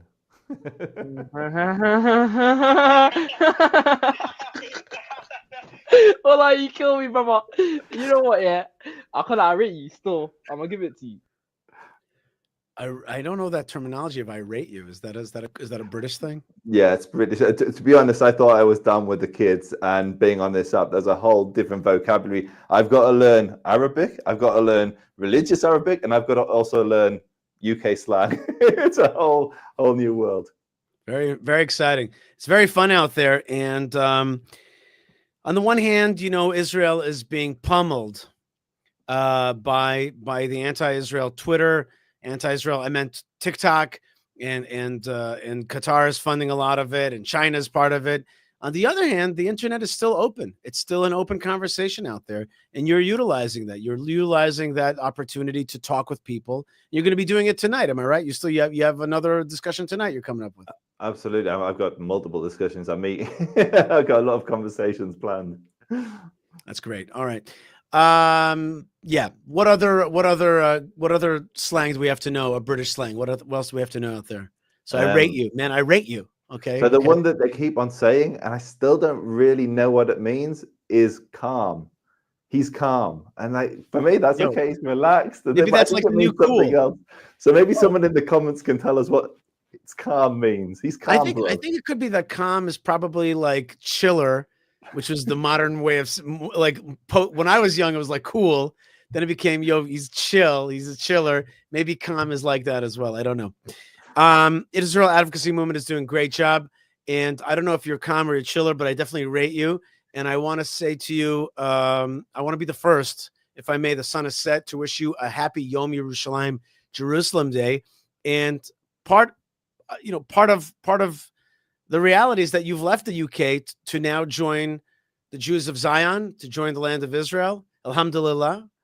And that's right. You've a right here. So just give me a thought about Jerusalem and about being part of it.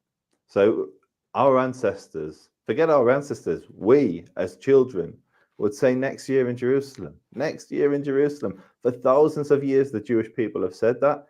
And today, I have the absolute blessing of sitting in Jerusalem, I actually want to say where I live, but in a neighborhood where there was fierce fighting that took place that enabled me to sit in this city.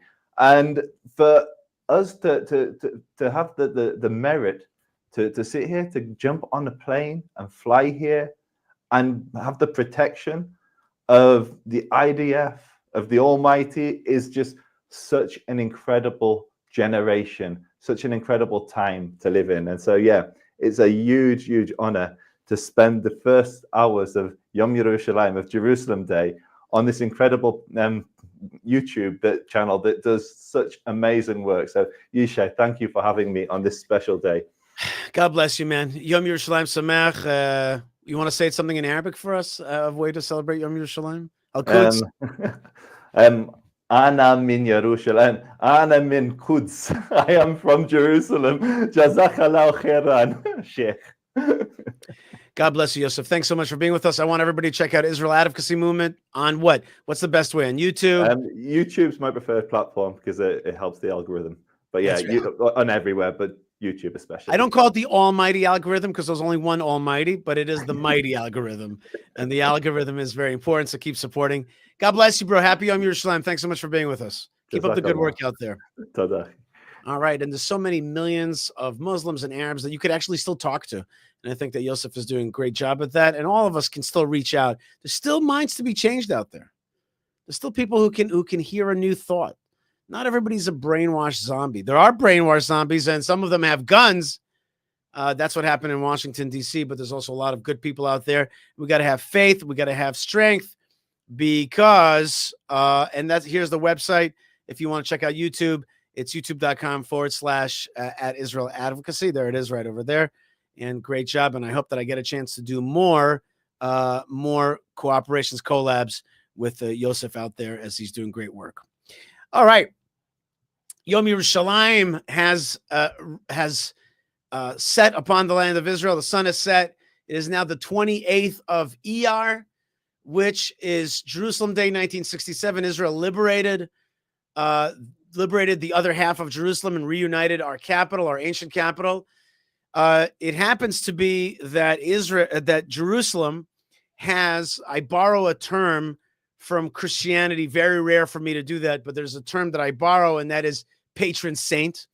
It's that there's really a prophet who stands over Jerusalem and constantly seeks its welfare and blesses it, and that's the prophet Samuel, who anointed two Jewish kings, Saul and King David, and his burial place is above Ramot in Jerusalem, and it overlooks all of Jerusalem. And it happens to be that it is also his day of passing. And a lot of ultra-Orthodox Jews go to the tomb of Samuel on this day. But I don't think it's a coincidence that on the very day of this man's passing, of the memory of the prophet Samuel, is also Jerusalem Day. He looks over all of Jerusalem, and it's one of the most beautiful sights. And I absolutely love it. And so let's today light a candle for Samuel, who anointed the first Jewish kings and brought King Saul and King David onto the scene. And today, Jerusalem was liberated as the paratroopers swooped down from the Mount of Olives through the Lion's Gate into the Temple Mount and liberated the Temple Mount in Jerusalem. A lover of Jerusalem and of the Temple Mount is my good friend Jake Bennett, International Man of Mystery. Shalom, Jake. And thank you so much for being with us. I want to be the first to wish you a happy Yom Yerushalayim from Jerusalem. Happy Yom Yerushalayim, Yishai. Thank you very much.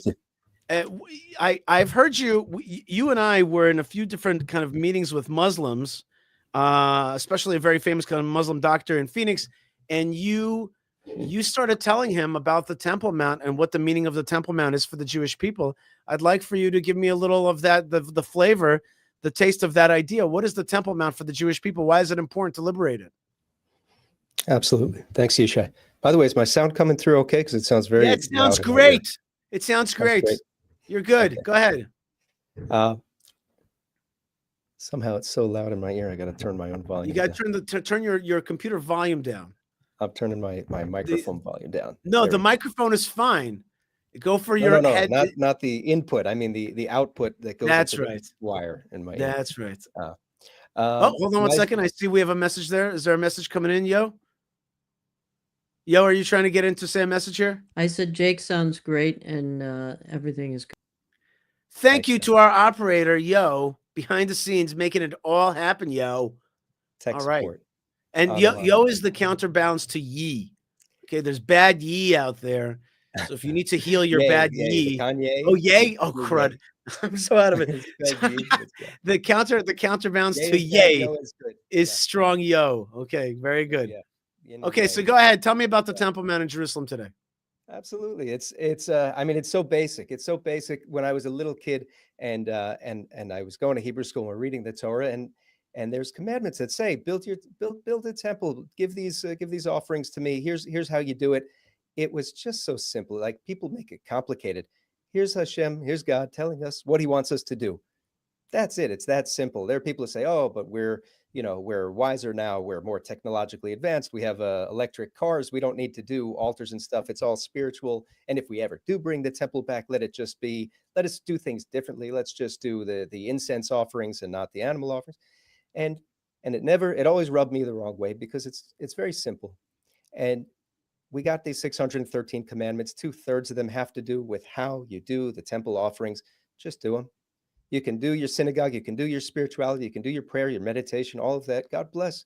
But there's also a commandment, a heap of them, that say, here's what I'd like for you to do. Here's your national service that I want you to do for me, centrally in Jerusalem. And it's simple. And those who say, oh, well, if we ever did that, I heard a progressive rabbi I engaged with several years ago on this. He said, if we ever did that, I would oppose it and I would fight it. And I said to him, there are going to be enough anti-Semites out there opposing us and fighting us. Don't add to the chorus.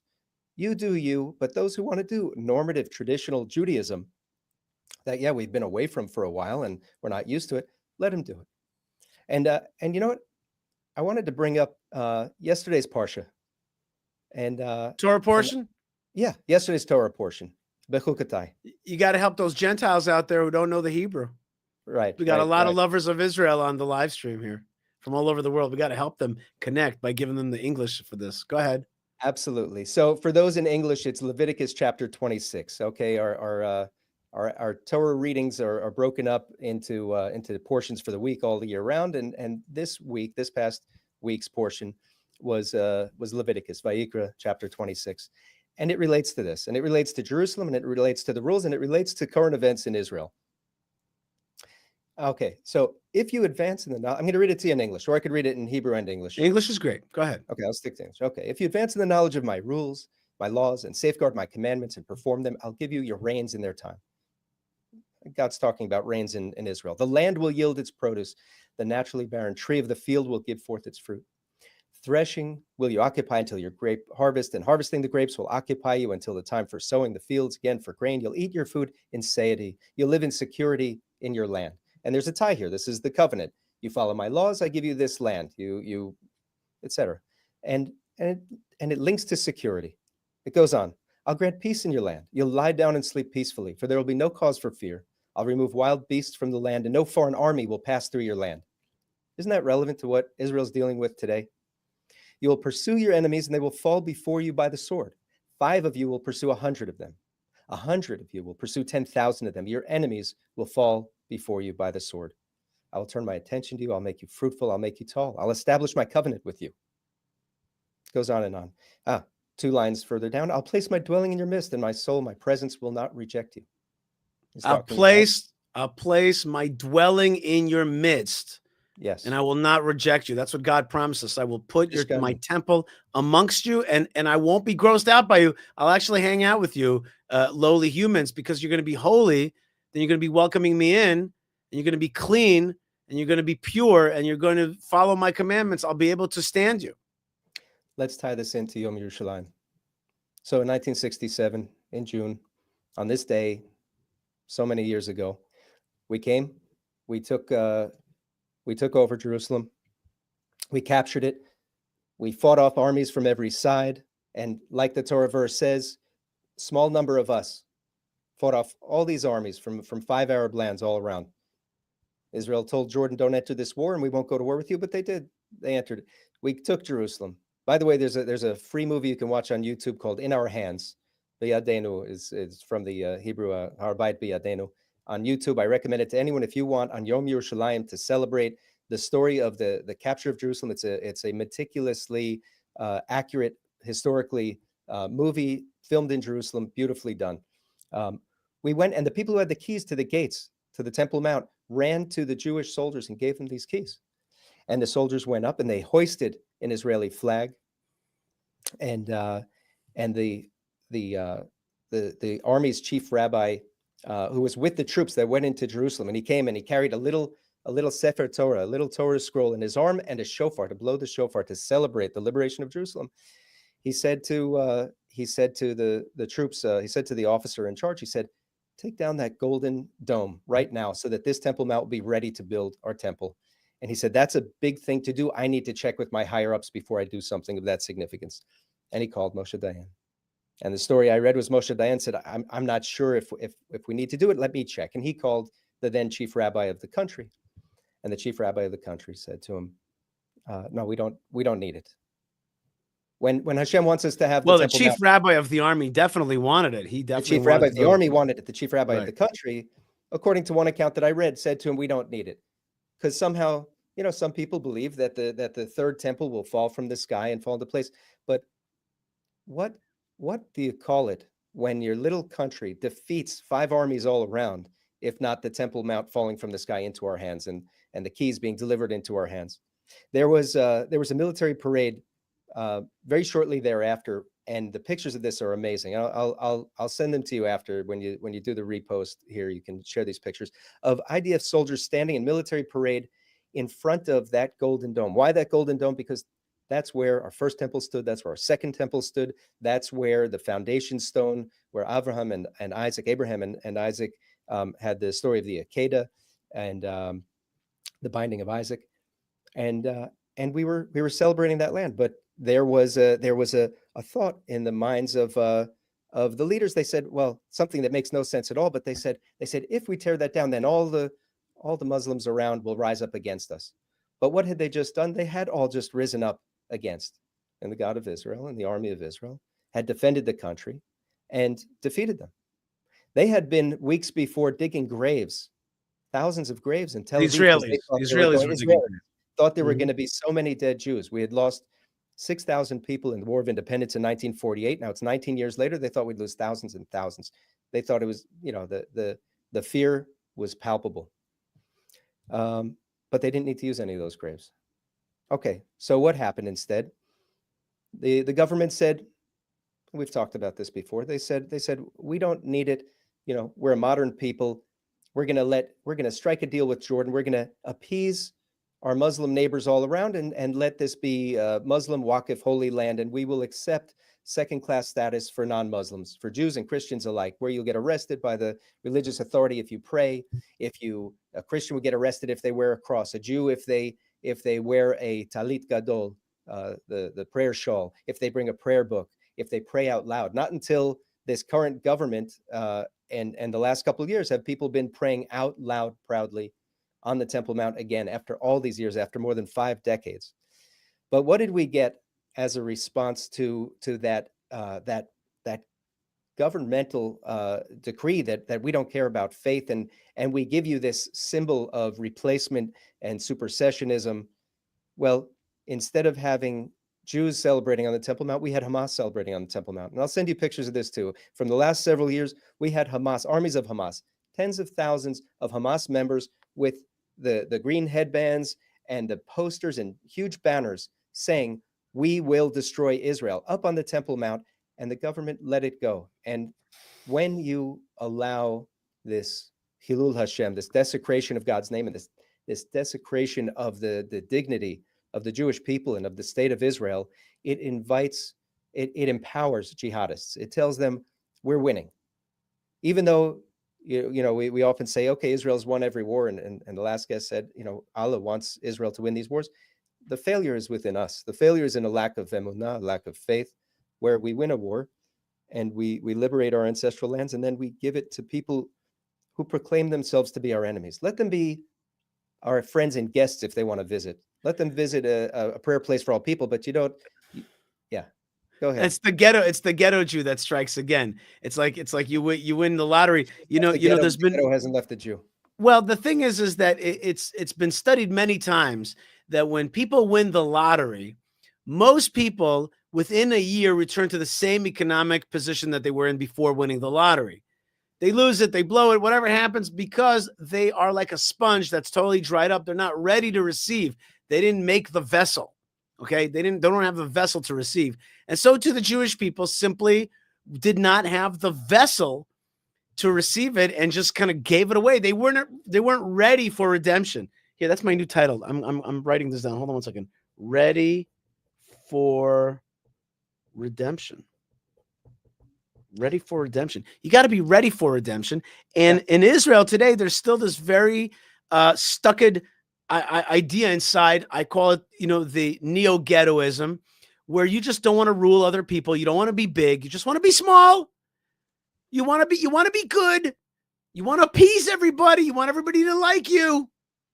You don't want to be big, bold, beautiful, badass Jew holding on to your big, beautiful, bold, badass land. You don't want to do that. You don't want to do what Trump says, and you don't want to do what God says, because you want to be a kind of like small and good and little and moral and all that kind of stuff, but you don't want to be big.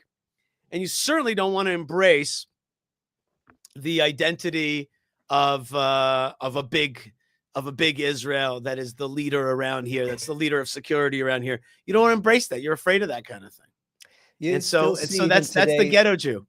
Yeah, you have a small minority of Jews of faith who want to restore the temple, and even ones who come to the Temple Mount, who pray and prostrate and bow down before it in a symbolic way. Ones who bring a young keves, a young lamb on Passover, who get arrested and demonized by the press. These are extremists. These are whatever. And the demonizers say, oh, these people, because of their faith, will invite hatred of the Jewish people, but they're getting it wrong. They're getting it exactly opposite and wrong. As your prior guest said beautifully, and when you're proud of yourself and dignified in yourself, you get the respect of your neighbors, especially in the neighborhood of the Middle East. People often say that the only thing they respect in the Middle East is power, but a very wise young man who wrote a book after thousands of conversations with Arabs and Muslims all around the world said, no, they understand power and they understand faith and respect power and faith. And they respect. And you got to have self-respect. You got to have self-respect, and people will respect you. Speaking of respect, Norm Babbitt. I just gave you a Hebrew name, Norm.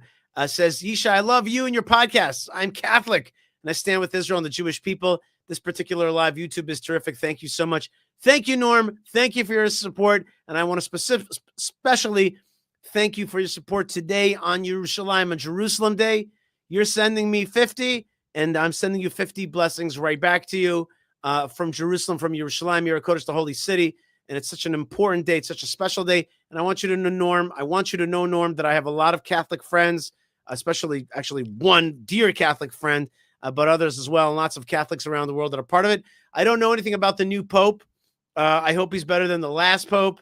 I hope that we go back to the tradition of John Paul II, which was a much friendlier Pope to the Jewish people and really sought to understand Israel and what it is. We have to accept the fact that Israel, and especially the reuniting of Jerusalem, is a challenge. It's a religious challenge to both classic Christianity and classical Islam. It's a challenge because in many ways, those religions came to say, we are now replacing Judaism, and Judaism is clearly a rejected religion because God has destroyed the temple, exiled his people, and they're gone. And yet the Jewish people survived throughout exile, only to fulfill what the Bible had promised, that there will be a day of redemption, an ingathering. My street, it's called Shivat Zion, the return to Zion.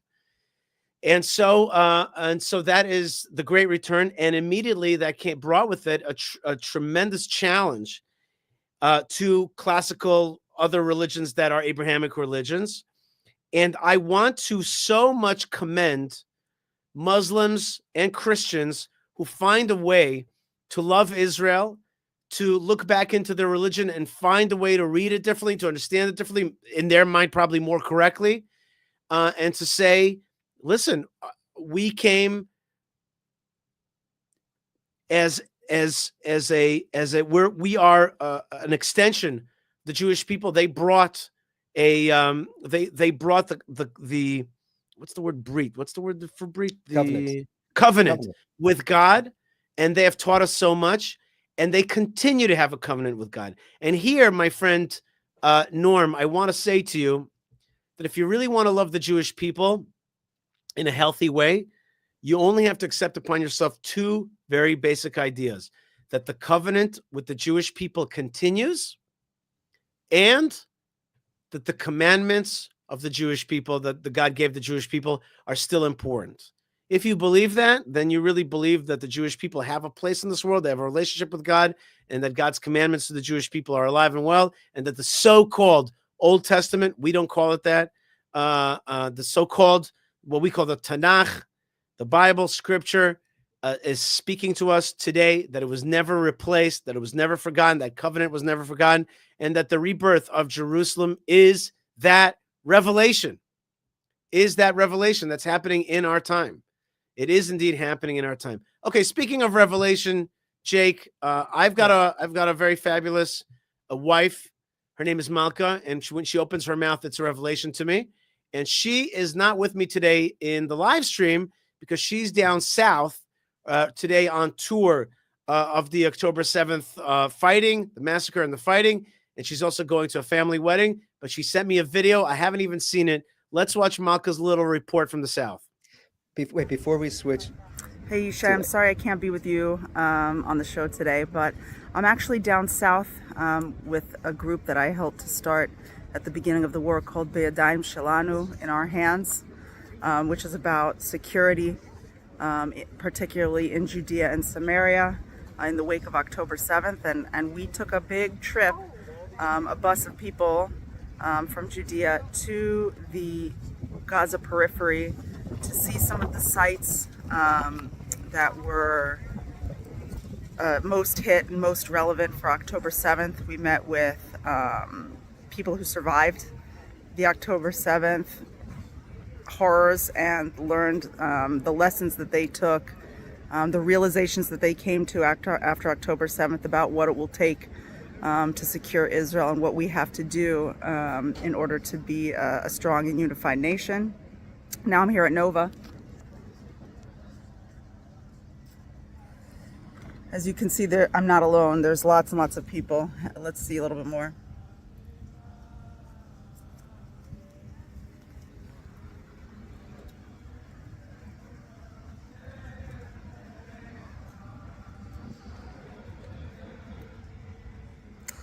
The Nova Festival was one of the sites of the biggest horrors of October 7th. Hundreds of festival goers were just massacred, hunted, and slaughtered. And I'm trying to absorb, this is actually my first trip down to the south after October 7th. There's been a lot of, the word tourism is a cynical word, but coming to see what happened here, people trying to connect to the real and raw experience of October 7th. I just wanted to share with you one story, Yishai. We talked to a man named Avida Becher from Kibbutz Be'eri. We talked to him. We came to speak to him specifically because he and his family were attacked in their home in Be'eri on October 7th, a gorgeous kibbutz. And his wife and his son were murdered by Hamas, by the infiltrators from Gaza. He lost a leg in the attack, and he is so strong. He's a big man, and he talked about how they're going to rebuild in Be'eri and how they feel that they're not going to be defeated, and crying, as he talks about his wife and his son who were taken from him. And we came to him originally because he had talked about how he had said something shocking after all that he'd lost. He said he was glad that this attack happened in his town, because if it had happened in Judea and Samaria, he would have said, oh, those people, they kind of deserve it. They live amongst the Arabs and they're religious extremists and they're whatever, And he said, I'm glad that it happened to me and not to them. Whoa. What a unbelievable person to be strong enough to say something so bold. But what I wanted to share with you about that experience that touched me the most was actually at the very, very end. We all left and he takes you into his home. He hasn't even swept the floor. It's all burnt jars of food that had been on the counter on October 7th, 2023 were still on the counter. And so you really saw an experience frozen in time. Anyway, we were leaving his house, and as we left, in comes an interior designer, quietly, and he and she start talking. We're on our way out. He and she start talking. We're going to do this in this room, and we want to leave this wall up and build an extra room in case we need it here. And this was a person there to rebuild his house. After all the loss and all the strength that it took for him to talk to us. That is the end of the video that I have there. But the point is that she lays out the rebirth. Today, on Jerusalem Day, she saw Avidah Becher, who lost a leg and a son and a wife, and the house is all burnt. The interior designer is coming in to fix it. The interior designer is obviously Elijah the prophet, right? It's obviously like God himself. God is the interior designer. He's rebuilding Jerusalem, right? He's rebuilding Jerusalem. And that is such a powerful story. So thank you so much, Malka. And it was great to hear from you from down there in the south of Israel. And I just got a super chat from Sonja Korovic, who writes, "Dear Yishai and Israelis, I support you with my whole heart. I am Orthodox Christian, but I read the Old Testament and pray from it." I love that line. Love that. Pray from it. I pray from it. I read the prayers in it because there are so many prayers, including the Psalms, which is just a book of prayers. And I'm praying from it, from that Old Testament. I want to be part of that. What kind of coinage? What kind of coinage is RSD? What is that? What coin is RSD? What is that? You It's don't know? Serbian. Serbian. Oh gosh, I want to go to Serbia. Thank you. I want to go to Serbia. I want to go to Belgrade. I want to check that out. It's a very ancient city. In any case, Sonja, thank you very much for that blessing. And I'm sending you 1,000 blessings on this Yerushalayim, Yom Yerushalayim. I'm sending you back 1,000 blessings for your country, for Serbia, who, by the way, and I'm sure she knows that, Sonja, she knows that Serbia always stood strong with the Jews against the Nazis, and has a very strong tradition of really protecting their Jews. And it's a long, long story, an ancient story. But the point is, Sonja, thank you very much for that blessing. And I send you blessings to Serbia and to Belgrade and to your great cities there. I always wanted to visit Sarajevo, and Bezrat Hashem, maybe one day I will. But the point is, you today blessed Jerusalem, and I'm blessing you right back. We're all blessing you right back. Okay, Jake, you wanted to say something before I put Malk on. No, I saw some comments in the comments section. I don't know how to pull it up, but for someone, I think it was Aruval was his name, said, "What, God has blessed you more than everyone else." And I want to say to Aruval, if I'm getting your name right, or whoever else is out there, it's a big wide world, and God's given a lot of the world to a lot of people, but He gave this piece to the Jewish people, and that's the covenant. That is the covenant between God and the Jewish people. That's our spot. We don't want to conquer Mecca or Medina. I don't care about it. Keep it. Okay. But the land that's our sacred land, that's our special and holy place, has to be kept holy to us. Thank you to the Muslims who protected our Temple Mount for the last 1,400 years since your colonialist conquest, imperialist conquest of our land. Thank you. But now it's got to be decolonized. We got to clean off the Temple Mount, build the temple. That's the message. It's very simple.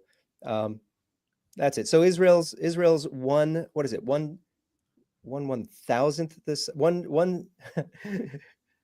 what's the percentage? A fraction of a percent. Okay, a fraction of 1% of the landmass of the Islamic Middle East. It's 10,000 square miles among 6 million square miles. That's our land. Jerusalem is our holy place. And some places need to be cleaned up to restore the dignity of the Jewish people and the dignity of the Jewish God. And Hebron, another one that I talk about with Yishai all the time. When I read the news, the newspapers, any news about Hebron, I hear about the Ibrahimi Mosque, and all these journalists are stealing Jewish heritage with their words and handing it over to the Arabs. But okay, the Muslim people claim to be a descendant spiritually of Abraham. Yes or no, I'm not going to say, but the Jewish people are definitely physically and spiritually the descendants of Abraham, Isaac, and Jacob, and their three wives who were buried with them there. That's the Jewish family tomb. And the minarets that are on top of that place are sending a false signal and a bad signal that somehow we're colonizers at the tomb of our own families, our own family founders. No, those minarets have to come down. The tomb needs to be restored. When a synagogue is vandalized, when a cemetery is vandalized, when we see Free Palestine on a Jewish cemetery, whether it's in Muncie or Quebec, you got to go and scrub off the swastikas and the graffiti. And those minarets need to be scrubbed, and the family tomb needs to be restored to its original state. That's decolonization. That's dignity. That's self-respect. Okay, so AJ Green asks, hey, Yishai, will the temple be rebuilt in our lifetime? I'm going to answer that the way I really believe inside my heart. I am certain that within 100 years, there will be a temple in Jerusalem. I don't know if it's sooner or later, but I'm sure that in the processes going on within 100 years, there will be a temple in Jerusalem. I'm certain of it. I'm willing to take that bet. There will be a Jewish temple in Jerusalem. It will be a light to the world. It's within 100 years. It's within striking distance. There needs to be changes, but I already see that the changes are afoot. The psychological, spiritual changes in the Jewish people are happening, global changes. It's just boiling to the point. So the answer is in our lifetime or a generation or two after, but it's happening right now. We're in the midst of it. A funny comment that I think is just humorous to me. 72 Marshflower 15, great name, says, Uncle Jay refers to Zionism as the synagogue of Satan. And all I could say about that's not even accurate. It doesn't even matter. I just like that as my punk rock band, Synagogue of Satan. If I can just start like a rock and roll, like a hard heavy metal punk rock band, it would be called Synagogue of Satan. But other than that, it's just I just like the alliteration of it. Synagogue of Satan. Okay, I read an article about this in a Christian source. Actually, I think it was called First Fruits. So whoever that was who wrote that, go Google that. First Fruits, Synagogue of Satan. Read an article about it. Learn about your own scriptures, and then come back and talk to other people. Well, people are in a bad shape out there, Jake. People are in bad shape. Let us watch. First thing, here's a victim of jihad. Let's see what he has to say about jihad taking over, if indeed it's a good idea for it to take over Washington, D.C., or if indeed it's good to destroy Israel. Let's see what a victim of jihad says. In Sudan, and what is happening in Israel, everything is connected. Simon Dang was a child slave, kidnapped and brutalized by jihadists during the first Sudanese civil war. When I was 9 years old, I was abducted from southern Sudan and brought to the northern Sudan and given away as a gift. He witnessed jihadist terror firsthand. Now he sees the same terror carried out by Hamas. Different conflict, same violent ideology. All the footage being put in the social media by the terrorism, burning people, killing people, it is exactly what my people went through. But online and in Western streets, Hamas terrorists are cast as victims, while Israel is demonized. If you live in denial, something bigger than October 7 can happen somewhere else. Simon Dang knows what Hamas is because he's seen their terror before. Please wake up. A very powerful video, especially in light of what happened in Washington, D.C. If you think the Washington, D.C. attacks are against Jews and Israelis, you're wrong. It's the beginning of a takeover of jihadism in the United States, violent takeover. And we saw other videos earlier on the program today. What is your take, Jake, on what happened in Washington, D.C.? How are you thinking about this? You live in America. You're feeling those feelings. What do you think the American Jewish community and the non-Jewish community is feeling? What do you think Washington, D.C. is feeling? I think this is a clear line of connection between all of the radicalization we've seen on U.S. campuses and this violence. The radicalization on campus, they said the same thing. So I watched an eyewitness interviewed on CNN the morning after the assassination, this murder on Wednesday night. He said that this guy, after he did the shooting, he put his gun in his pocket. He walked in with the crowds of people who were reacting to the sounds of shooting, walked back into the building, and he looked startled. He looked shocked. They gave him water. Let's watch that. Let's watch that interview. Hold on one second. I have that. You have that? Yeah. I did see somebody run in. The security guard happened to let this guy in. I guess they were thinking that he was a victim. And he was covered in rain. He was clearly in trauma. He was in shock. And, some of the people at the event brought him water. They sat him down. Are you okay? Were you shot? What happened? And he's like, somebody called the cops, bring the cops in. So about 10 minutes later, when the cops actually came in, he said, I did this. He said, sir, I'm unarmed. He put his hands up. He grabbed a red keffiyeh out of his pocket and started the Free Palestine chants. There's only one solution, Intifada revolution. And he was being dragged out of the building as he was yelling Free Palestine. And he kept yelling Free Palestine. I, tried to hand him his keffiyeh back because I didn't really realize that he murdered 2 people. About 5-10 minutes later, we start to gather more data. It turns out he was in the building with us for like 15 minutes. Thank God he left the gun in the bushes outside, or he left the gun outside. And we found out that I think it was 2 people from the embassy that were murdered in cold blood. And obviously this is a secondary source, but my friend was actually watching the security footage, and he murdered somebody, executed them from the back, 5-10 shots.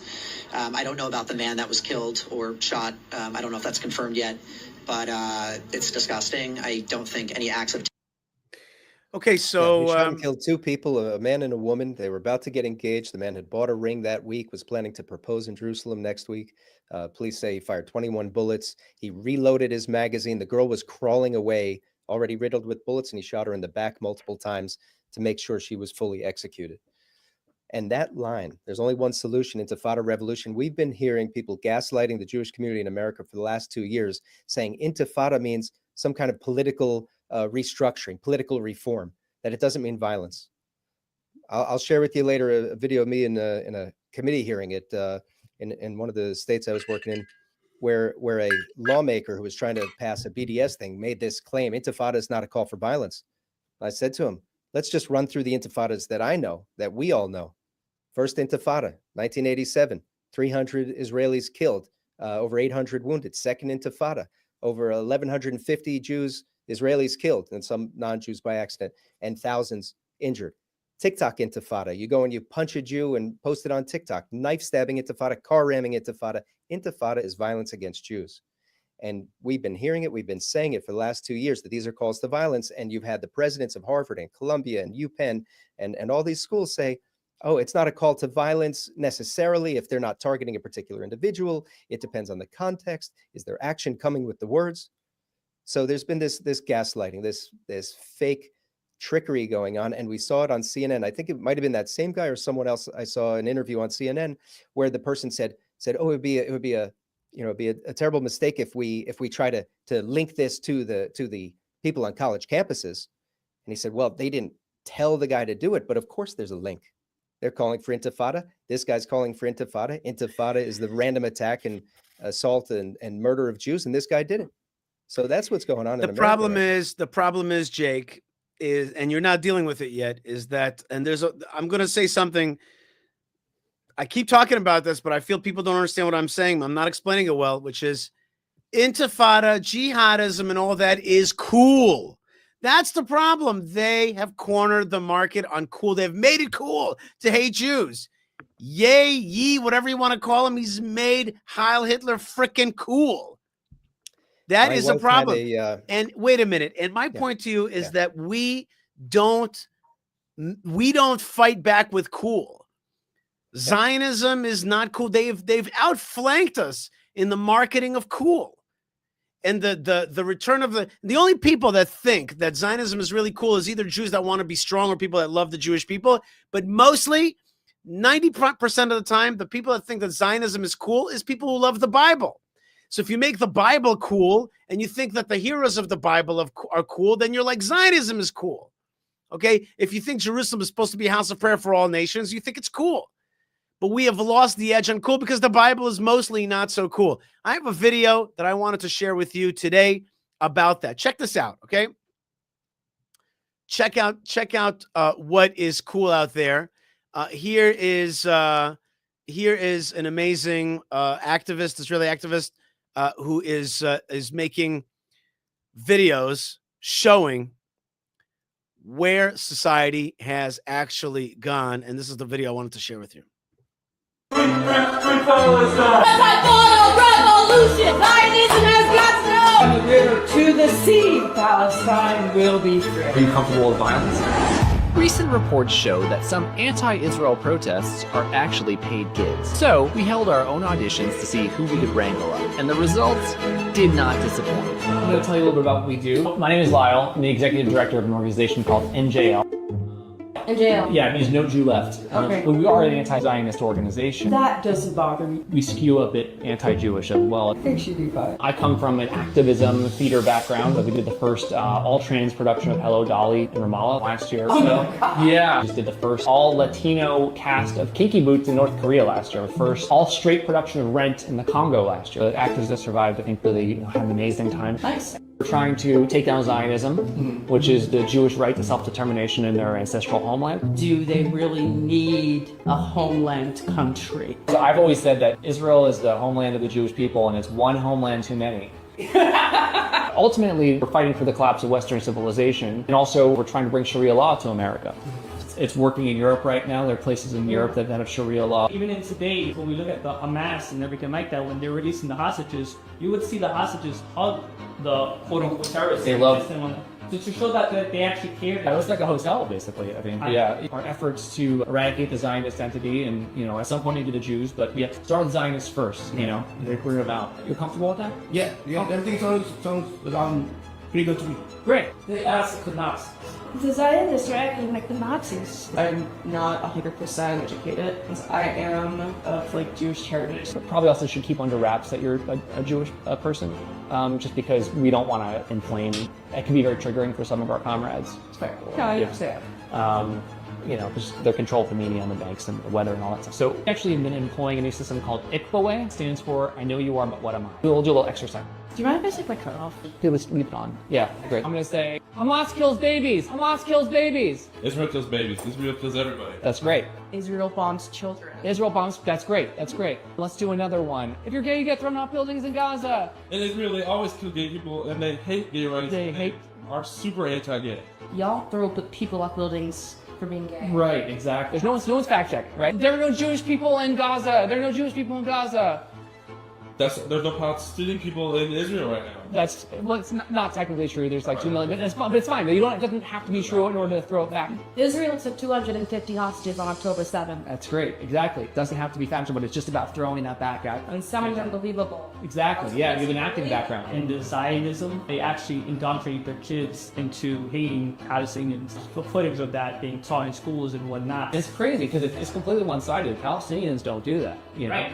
Hamas started the war a year and a half ago on October 7th. That was absolutely started by Hamas when they invaded and killed 1,200 people. But that's okay. It doesn't fit with our narrative, so we don't have to address it that way. It's all about curbing it so it doesn't seem like the fault is, you know. So if you were to be armed with that kind of information, would you still be willing to go out there and say things that are not necessarily true? Is like a trick question? So you're in support of Hamas, right? Yeah. You support Hamas. Yes. My religion, which is the same religion Hamas goes about, is that there is no killing, no innocent killing is ever tolerated. Right. You don't see it happen. You just don't see that happening from Islam. Name one incident where there, you can't. They say that. Yeah, one of the things we're looking for in our leaders is what's called escalation. Sometimes our protests escalate to violence. We have a team of lawyers on our staff, and we pay a little bit extra. You get arrested, they'll bail you out for escalating to violence. Do you think that's something that you'd be comfortable with? Yes. Yes. Okay. Yeah, well, it's for a good cause. It's for a good cause, yeah. So we have any hesitation with violence against children? If that child is trying to Sure. run at me, yes. Yeah. Would you spit on a Zionist baby? Yeah, spit on a couple Zionist babies. I mean, yeah, they're not going to remember. Yeah, right. It's just so refreshing that you don't have principles.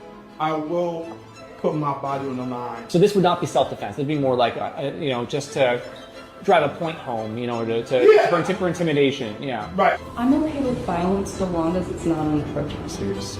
On the protesters? Yes. Does that help? Oh, so then who against? Are you trying against police? I don't understand. Yes.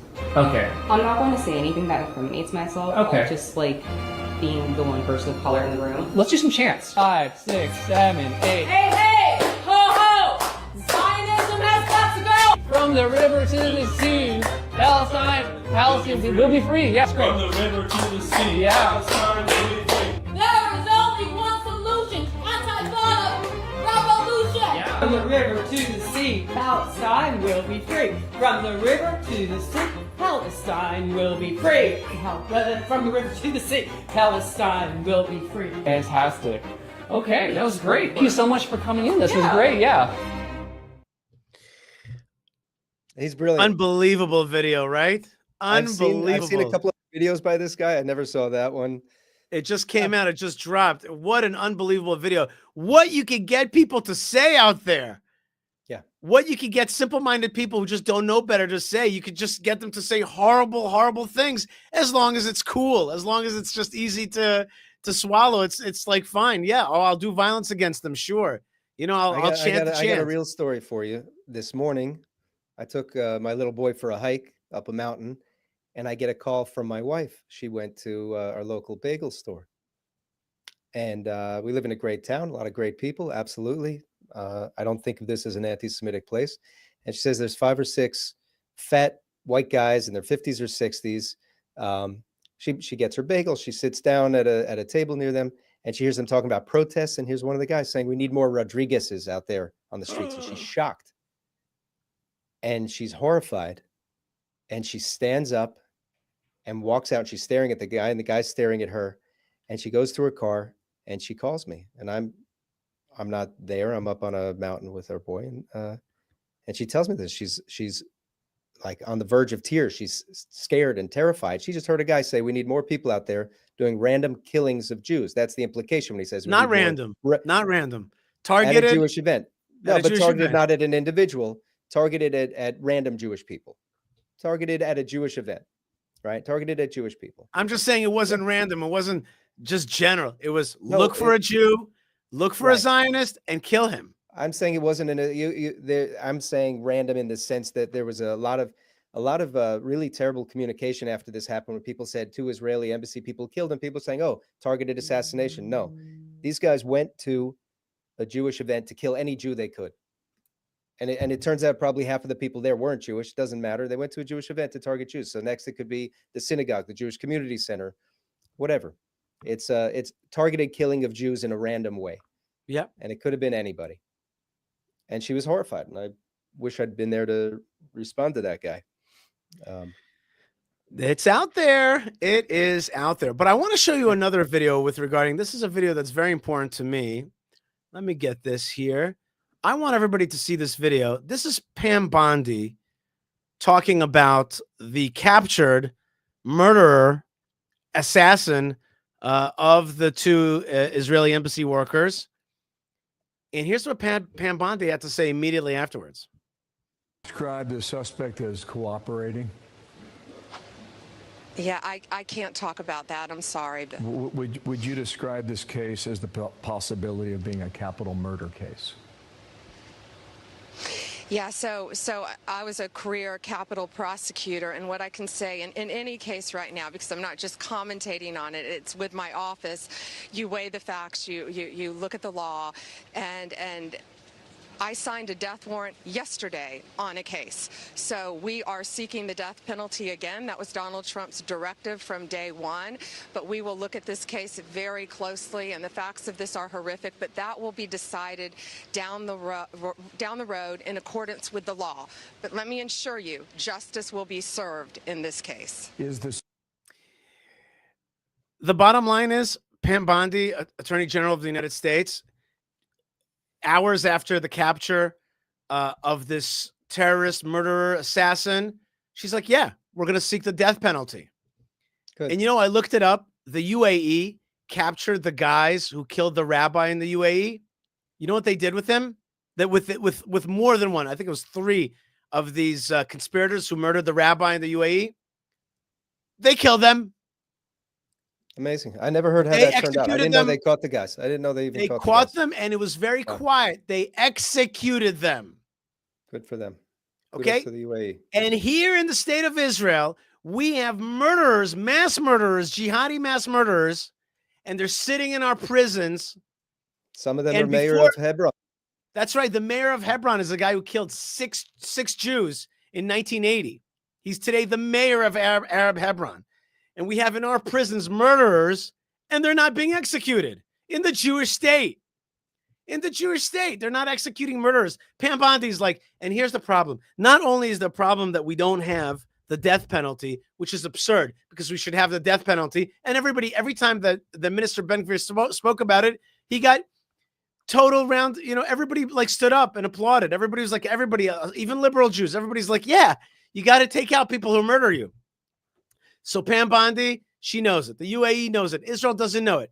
And I'll tell you that there is an element of logic, a missing logical piece, which you have to have logic to be like, you've got to show that you mean business, that you want to destroy the terrorists. You got to make sure that they're not living a cushy life in your prisons. That's obvious. There's another aspect of it, which is you got to know how to show rage. If you don't show rage, if you don't first utilize rage properly, and in that moment be like, we got to get rid of this guy and we got to get rid of anything that gave him the support system. If you don't show the rage, the other side, the enemies, the haters are like, they don't believe in their country. They don't believe in their rights to this land. They actually are occupiers. That's why they don't have rage. There's something wrong with a person who doesn't have rage. If he's emotionally stilted, there's something wrong with him. There's something wrong. Maybe his case isn't a good case. Maybe he doesn't believe in himself. Maybe he doesn't believe in his justice. And what am I supposed to believe in his justice if he doesn't understand that he's got to kill a guy who killed 30 Jews in bus bombings?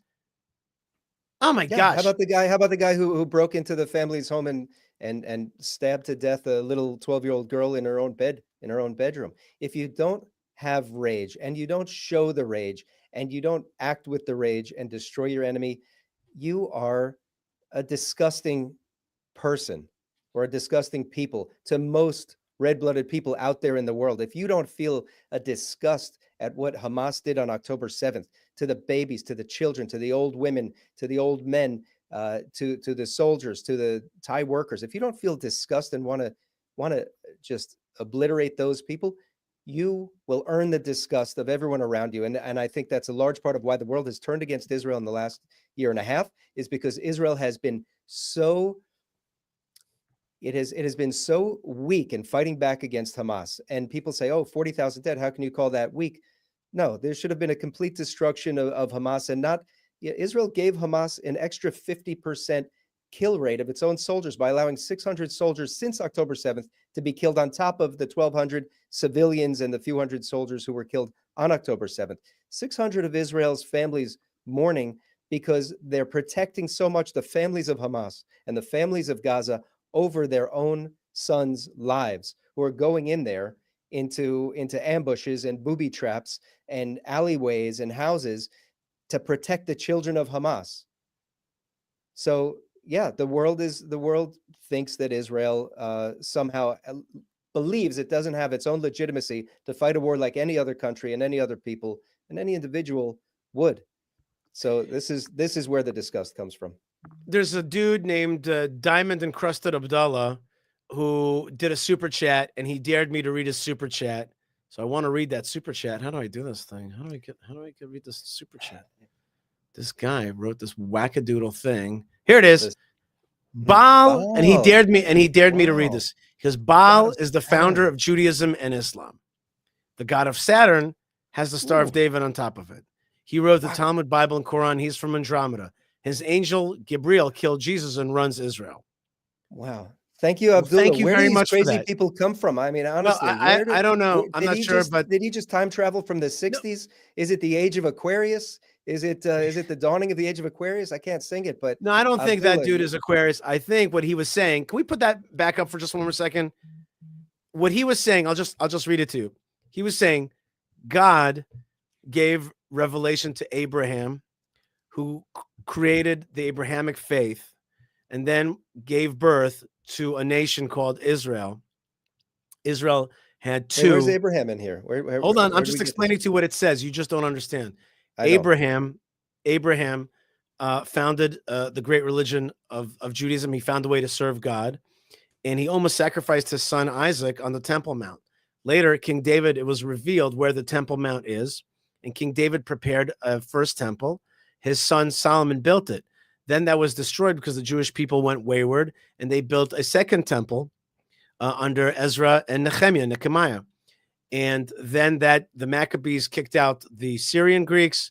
Then the Romans came, and then they destroyed the second temple, and they exiled us. However, the Jewish people were promised to come back, and now we are indeed fulfilling that time where we are living that amazing comeback of the Jewish people to the land of Israel. And there's no doubt, says Diamond, that a third temple is coming, and we are in the footsteps of a messianic revelation, and the third temple is coming, and the Jewish people will build it. And it's going to be both a cooperation of God above, who wants to build it, and the people below, who will have an awakening. That's what he said. Thank you very much. You can take that off. Thank you very much. And so here's more from Diamond Encrusted. Baal is an extraterrestrial. He created us in a lab. He's the god of Syria. I think this guy's a troll, Yishai. I don't think there's anything serious here. No. I think what he's saying is, or he's off his meds, or his meds. No. I think you just don't understand what he's saying. What he's saying here is, you're not reading it right, Jake. Baal is an extraterrestrial, Yishai. Explain. Yes, which means Jerusalem Day should be celebrated by all. It is a gift from Hashem, and for the victory of the IDF. And today is Jerusalem Day, and the whole world should celebrate it. Thank you very much again, Diamond. I got you. That's it. Okay, you can close that. Thank you very much for you, Diamond Encrusted Abdullah, and we will take that $4.99 that you gave through the super chat, and through it we will of course donate it to the continuing rebuilding of the Jewish people in the land of Israel and the holy places, and we very much appreciate it. Jake, I really want to bless you for Happy Yom Yerushalayim. I really do want to bless you for Happy Yom Yerushalayim. And I hope, Jake, that you actually do something special for Yom Yerushalayim. I hope that Jerusalem Day, I hope that you will do something with your family and your kids, teach them about Jerusalem Day, and really feel the great energy that is the rebirth of the Jewish people in the land of Israel. And this day, which is a culmination in many ways. Today is the real Israel Independence Day. It's the full Israel Independence Day.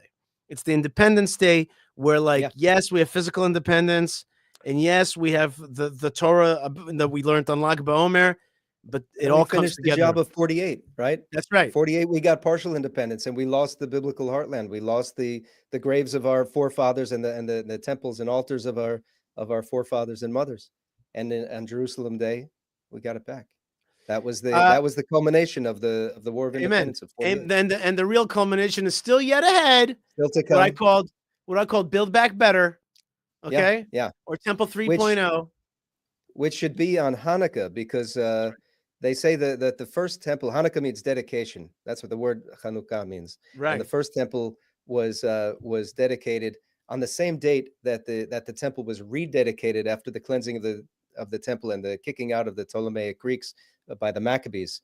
So, to keep it in a line, that Hanukkah should always be keeping the rededication of the temple. That's when that should be the day that we have the ribbon cutting and everyone comes in and enters the third temple. You got me a hat when I came out of the hospital. You got me a hat that said rebuild. Rebuild. Yes. I just want you to know that I want a hat that says Reconstructionist Rabbi. That's what I want. I want a hat that says Reconstructionist Rabbi. Okay. If I ever come across one, I'll I really want a big Reconstructionist Rabbi hat, because I'm Reconstructionist. You know what I mean? I believe that we're going to rebuild that third temple. And I just want to wish you a happy Yom Yerushalayim. I want to thank Geert Shea. God bless you and your loved ones, Yishai. God bless Israel from the Netherlands. Is that where that's from? Netherlands. NL is Netherlands. Yes. Yeah. Okay. Baruch Hashem. And thank you. And I love the Netherlands. I've been there, and I hope that the Netherlands survives the Islamic onslaught. And I want to send you blessings from Yom Yerushalayim, and thank you very much for supporting. Jake, thank you so much for being with us, and God bless you on this Yom Yerushalayim. Thanks for joining us today. Pleasure as always. It's a holy, holy day and a great day. And when it's Yom Yerushalayim, it makes it a great, great day. That's right. L'chaim to Yerushalayim. Jake, thanks so much for being with us. L'chaim. Okay. My rosemary tea from the land of Israel blesses you. Thank you very so much. All right, folks. So great to be with you. It's coming up in 2.5 hours of our live show Sunday nights. I want to thank Yo, who's the counterbalance to Yi. Okay, Yi, not a well dude, teaching bad stuff into this world. Speaking of synagogue of Satan, or Satan synagogue, that's Yi. Okay, that's Kanye West. He's the synagogue of Satan, that dude. But we're not doing that. We're doing the synagogue of Hashem. and we are going Abrahamic, and we are ready for redemption. Ready for redemption are we, ladies and gentlemen. We are ready for redemption. Come on, I want you to say, I'm ready for redemption. Say it. I'm ready for redemption. I want to be part of it. I'm going to push back on all the darkness out there. And today, I'm asking you, everybody out there that's with me today on the live or later on, take a second to send that blessing. Now, do you know the direction in your house towards Jerusalem? Do you know which way in your house is towards Jerusalem? You may not know it. I want you to find out, where is Jerusalem? I want you to find it out accurately, not just generally. I want you to find it accurately. Then I want you to turn your face and your heart towards Jerusalem, and I want you to bless Jerusalem and send blessings towards Jerusalem. Pray for the peace of Jerusalem. Pray for the strength of the Jewish people in Jerusalem. Pray for that united capital. And be a channel for that blessing, and I promise you it'll boomerang right back into your life. Put the word Yerushalayim in the direction of Jerusalem and pray towards that. Jews, Gentiles, lovers of Israel, pray towards Jerusalem. And that's why we have so many people around the world right now who are with us right now from around the world and are on this program, because God has put into this world the ability to go global. Look at me. I'm in a small studio in Judea, and I'm global with you. Not because I'm so smart. I'm not. God has decided that it's time to go global. He wants you to turn towards Jerusalem. He wants you to bless Jerusalem, and he wants Jerusalem to bless you back. Jerusalem is the revelation of God in this world. That's the time that we're living in. So let's do that. Let's channel right now those blessings towards Yerushalayim together. I'm going to do it right from here, from where I am, Judea, south of Jerusalem, and wherever you are, from the Netherlands and from Serbia and from Africa and from Kenya and from Persia and from everywhere around the world. I want you to channel those blessings towards Yerushalayim and say to God, I want Jerusalem in my home. I want to be part of it. I want to come to Yerushalayim. I want to bless you in Jerusalem. I want to hear your voice in Jerusalem. I want to get revelation in Yerushalayim. I want to see that holy city have golden gates. I want to see that holy city have a temple in the heart of it. I want to be part of that, Hashem. And I want to fight your fight. I want to light your light. I want to might your might. And I want to push back on the night, on the darkness that's out there. I'm sending you blessings from the land of blessings. Don't forget, here we have from Mexico City, we got people who are blessing us. Thank you very much. And I want to remind you that please, right now, as we are broadcasting, if you don't mind right now, to subscribe, to like, to comment, to check out our store, which Malka is manning or womaning. Okay, it's a great new store that we have. We have a few things, but there's going to be more and more. And I want you to remember to support through buymeacoffee.com/Yishai. Buymeacoffee.com/Yishai. It's an easy way to support this programming. And we go live every Sunday night. We try to. I had to skip a wedding to be live with you tonight. So be live with me as well. Buymeacoffee.com/Yishai. And if you want to support beautification of the land of Israel and sanctification of the holy places. I'm a lot of energy today, eh? Woo! Then I want you to check out fightforisrael.org, fightforisrael.org, fightforisrael.org for all of our efforts to spread Torah throughout the world. And remember to let my people grow. And remember to deport the jihad from your life. And remember that Palestine is Jewish. Palestine is Jewish. Remember that.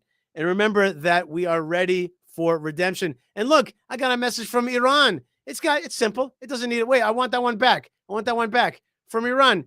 There it is. Okay, that's probably King Cyrus over there blessing the Jews to restart Jerusalem. And what's the message there? Hearts and the flag of Israel from Iran. Look at that. Screenshot that. That's the real truth out there. That's the real people out there, not the darkness, the light. There it is right there. So hearts and flag of Israel from Iran. Bless you, my brother. Bless you wherever you are. God bless you. Keep up the good work out there and keep strong. I know it's not easy to be a person under the Iranian regime, and there's so many bad regimes out there. And that's why Israel's got to be in its fullest form, liberation nation. That's what Israel is. It liberates folks from the Egyptian slavery. It liberates itself from Egyptian slavery, and it's got to continue to liberate the world.